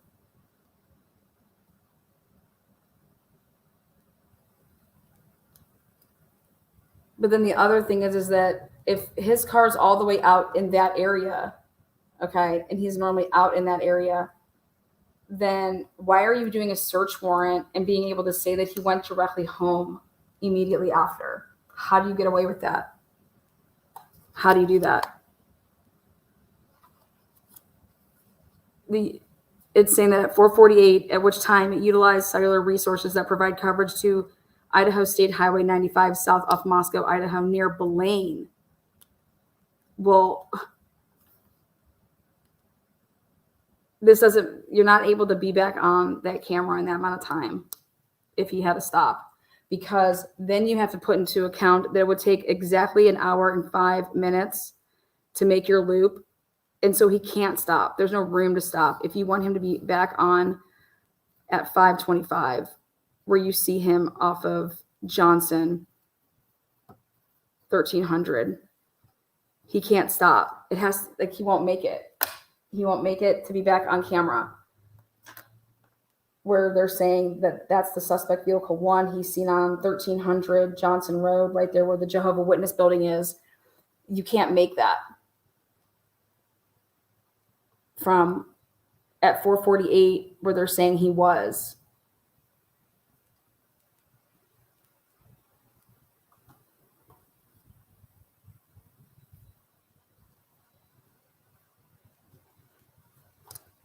Between 4:50 and 5:26 a.m., the phone utilizes cellular resources that are consistent with the 845 phone traveling south and then traveling towards Uniontown. But there's a whole bunch of other roads all in there. So you want to put him on 95, but he could actually be in the back rolling hills. And then at approximately, they say 5:30 a.m., the phone is utilizing resources that provide coverage to Pullman.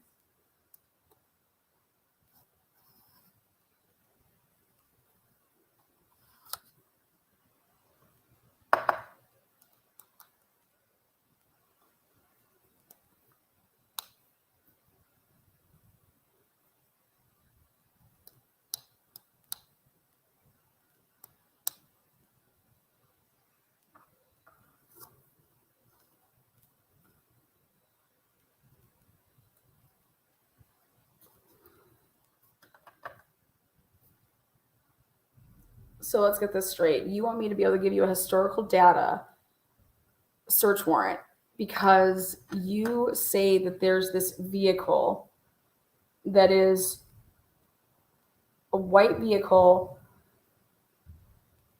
Like how do you get a search warrant for this?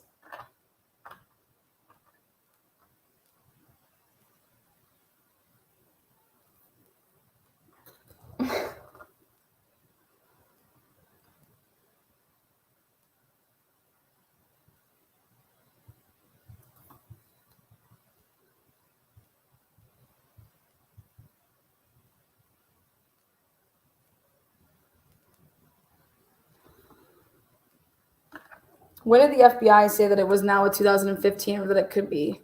Was it after, was it right before December 23rd?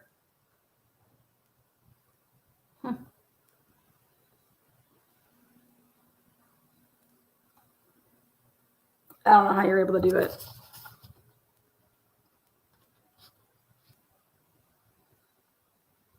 And then here, you guys do understand that it is impossible to make it from 9:12 to 9:21 a.m. It's impossible to be at King Road and back in Pullman in 9 minutes.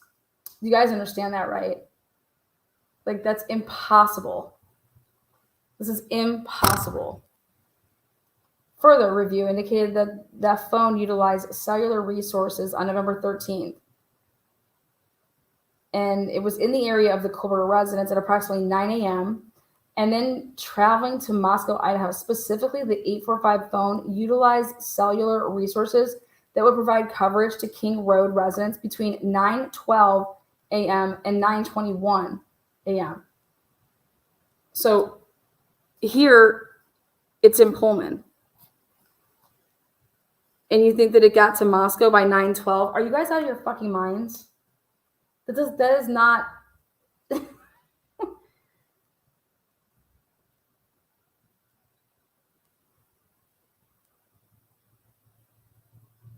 This is consistent with the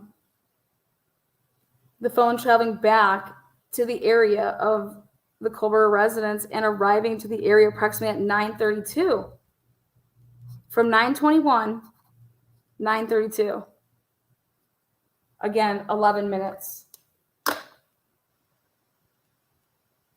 You can't, that is physically impossible.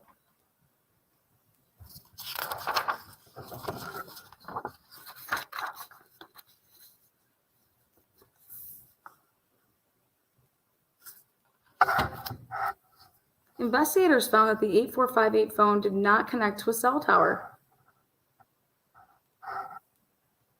I'm sorry, did connect on November 14th. But investigators do not believe that the phone was in Moscow that date. Why? How? Why do you not believe that? So you're basically in one breath on the other page saying, and this is, I think this is the part that's a cover your own ass, in my opinion, so they don't go down in flames.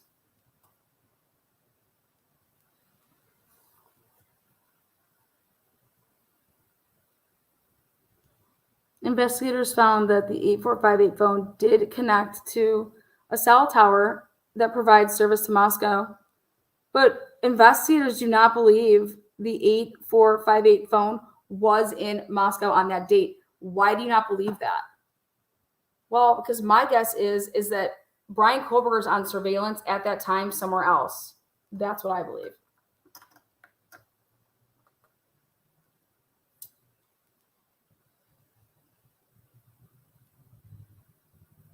So you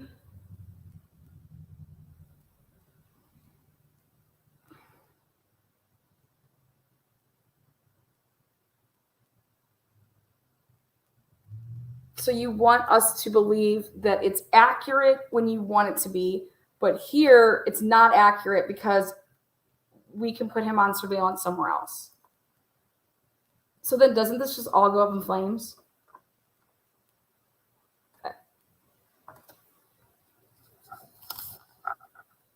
Based on my training and experience, so once again, this is why Ann toe tagged y'all. Based on my training that you guys spend no money on, and experience, and the fact that the investigation thus far, like how much of the investigation are you privy to, Blaker? How much? I believe that Koberger, the user of that phone, was likely the driver of the white Elantra that is observed departing Pullman.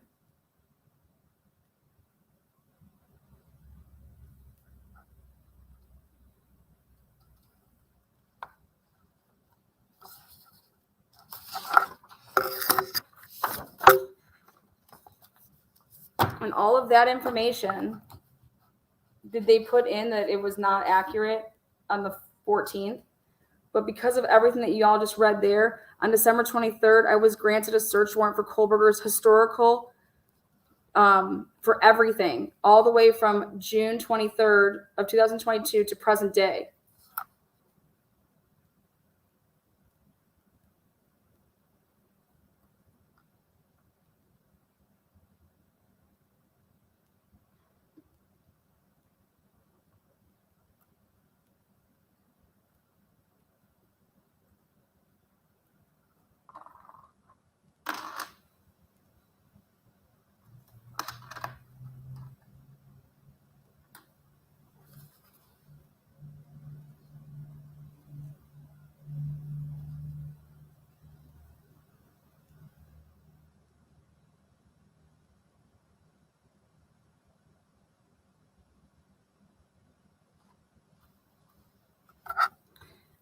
Do you understand that their definition of stalking is because I was on the same fucking cell tower as somebody else was, or as that house 12 times in 3 months?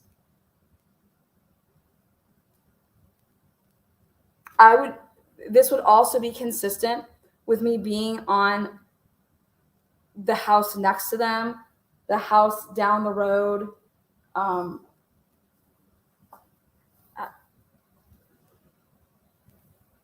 Like, you would expect to see something right there that would say that he connected to their Wi-Fi.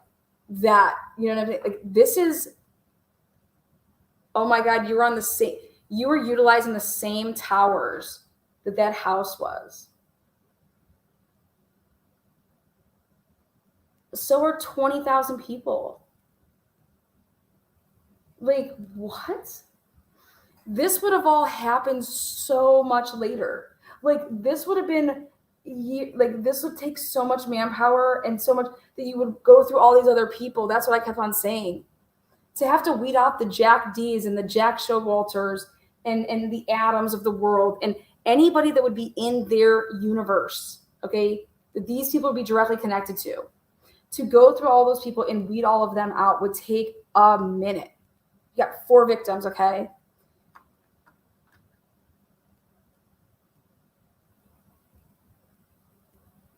In a 3-week period, how you got to Brian Kohlberger was somebody was said, here you go, this is a name.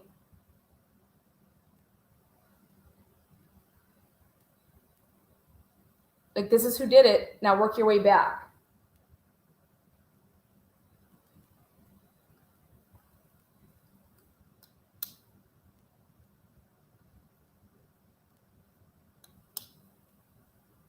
This is all amazing police work, but this would all take fucking so long.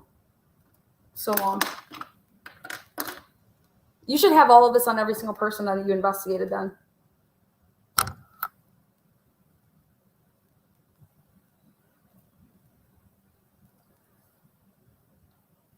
At least 12 occasions. At least 12 occasions I was on the same. Like, when you want to stalk somebody, you're like stalking like people's social medias. You don't even need to do any of this stuff anymore. This is like old school stalking, but this isn't even stalking because you're peeing them. It would be that you were literally peeing off of that cell tower for, 10 to 12 to 6 straight hours. And then you went back and you did it again. But that could also be, then you look and you're like, well, shit, he took a class in that area. Like, or he was working or doing something over there, so his phone was pinging for that long. Like, this is just insanity.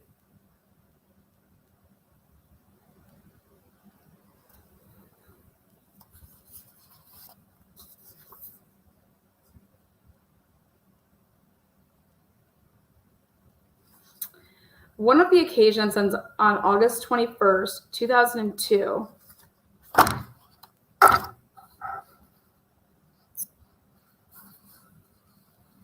10:34 to 11:35 p.m. At approximately 11:37 p.m., Kohlberger was stopped by the Latah County Sheriff's deputy.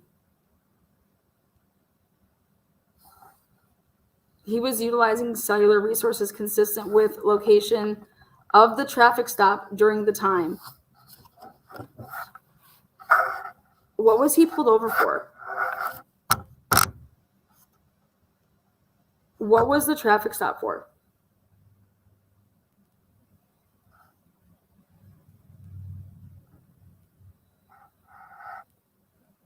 Now think about this. We got a kid that is all about cloud-based forensics and would know that all of this is going to be able to be found.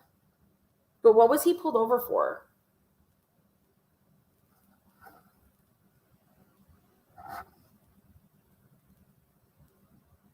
He's never given a ticket.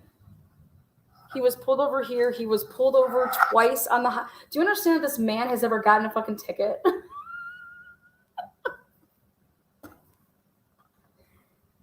How many times? I mean, he never. What? I mean, this is the one that is over by, I think, the Walmart.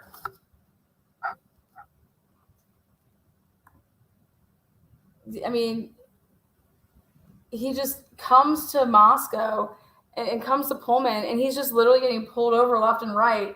But during his whole, like, how much this guy drives, his Carfax, he's just always driving, you know what I mean? And has all these miles that he puts on his car in such a limited amount of time, which it only proves that he drives all over. And here there was an occasion on August 21st that he was pinging. Well, like, you guys do know that that's where all the stores are. So remember how he went back and, like, they got receipts and stuff August 21st? Did Ann Taylor go back and get a receipt that showed that he was at the department store of, like, I don't know, Walmart or TJ Maxx or Marshalls? I don't even know, but I'm saying, like,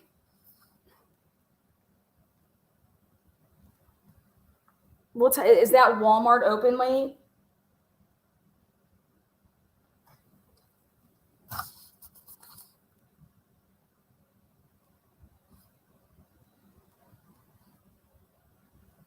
August 21st, you know, he was pinging. Right there where this happened, the location of the traffic stop, Farm Road and Pullman Highway. Look that up.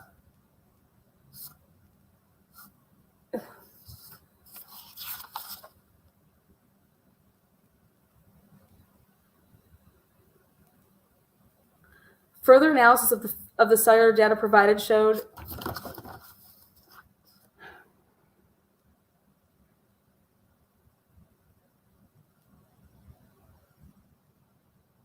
then the next day, okay. So he then drives on out to go grocery shopping.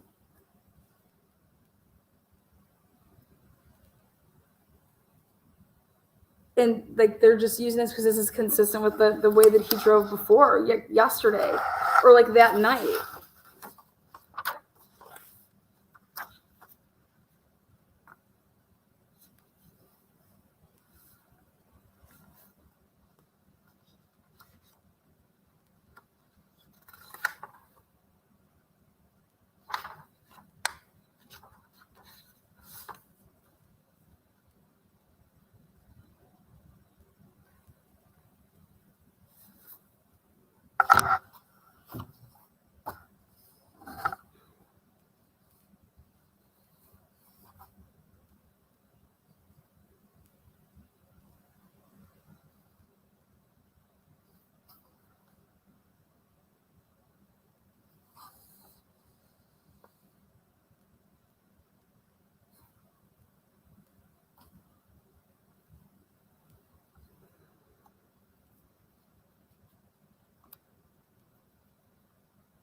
I don't know.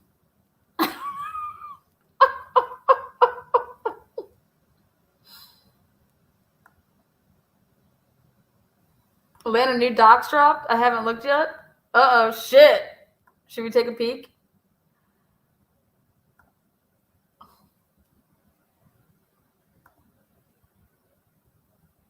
Let's see.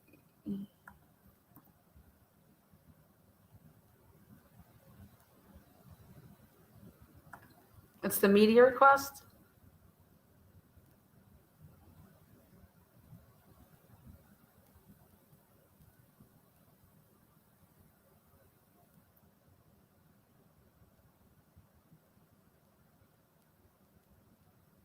I have read Rule 45 of the Idaho Court Administrative Rules permitting cameras in the courtroom and will comply in all respects with the provisions of that rule, and will also make certain that all other persons from my organization participating in video or audio recording or broadcasting or photographing of the court proceeding have read Rule 45 of the Idaho.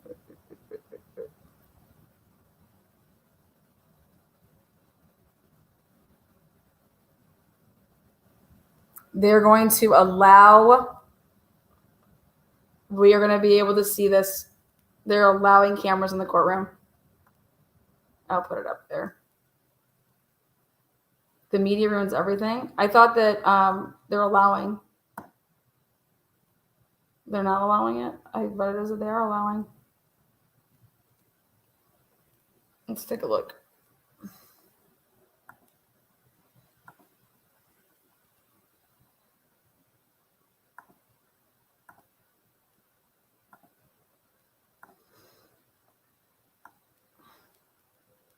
In the district court of the state of Idaho plaintiffs, first Frank Culver.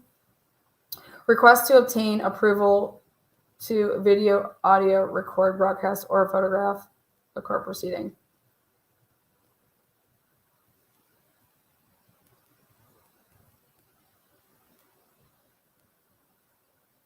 Somebody requested.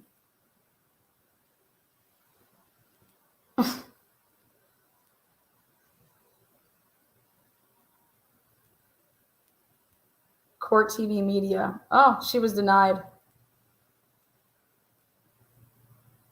Oh, this is for the September 1st. Well, they canceled it. The order having considered the above request, it says, granted under the following restrictions in addition to set forth. Please see the order. Video, audio, record.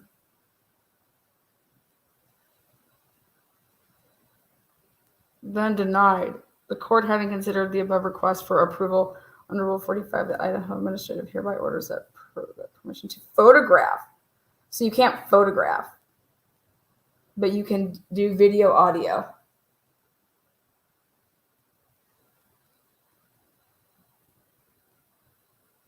So granted, video, audio. So there you go.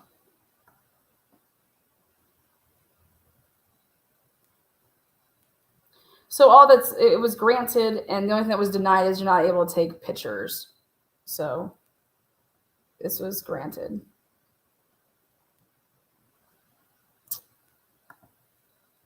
Again, granted. The court having considered the above request for approval hereby orders that permission to video and audio record, it is granted. What was denied is the court to photograph. So you're not able to take pictures. Okay, so Court TV media. So granted to video, audio, record. Denied, you cannot photograph. You cannot take pictures.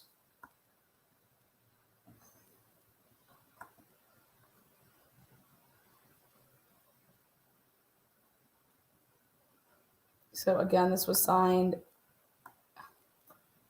All images and audio recordings captured in the courtroom, whether before, during, or after the actual court proceeding by any pool photographer or video and broadcast camera operator, shall be shared with other media organizations as required by Rule 45.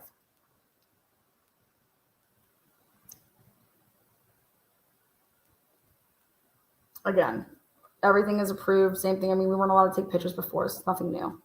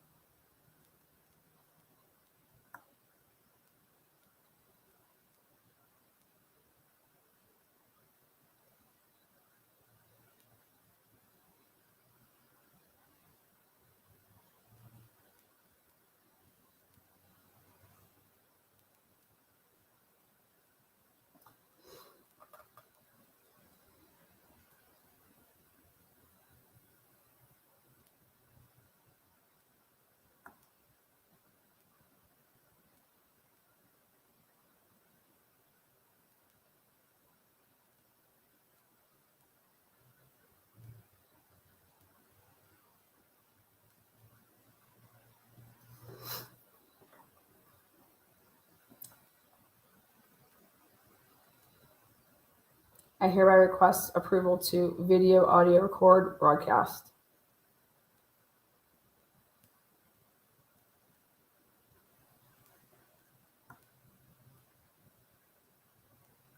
So again, it won't be live. So again, it won't be live, but it will be recorded with audio and video. There you go.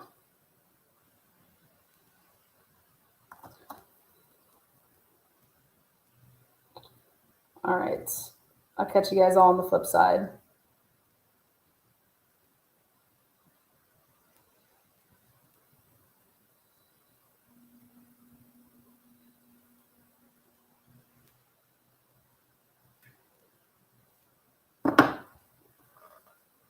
Okay, so stream just like it has been. Yeah.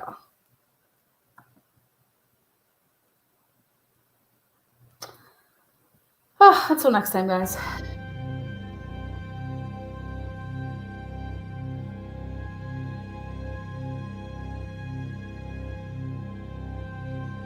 Thank you, mods. You guys rock. The members, the mods, the subs. Thank you. Thank you. Thank you.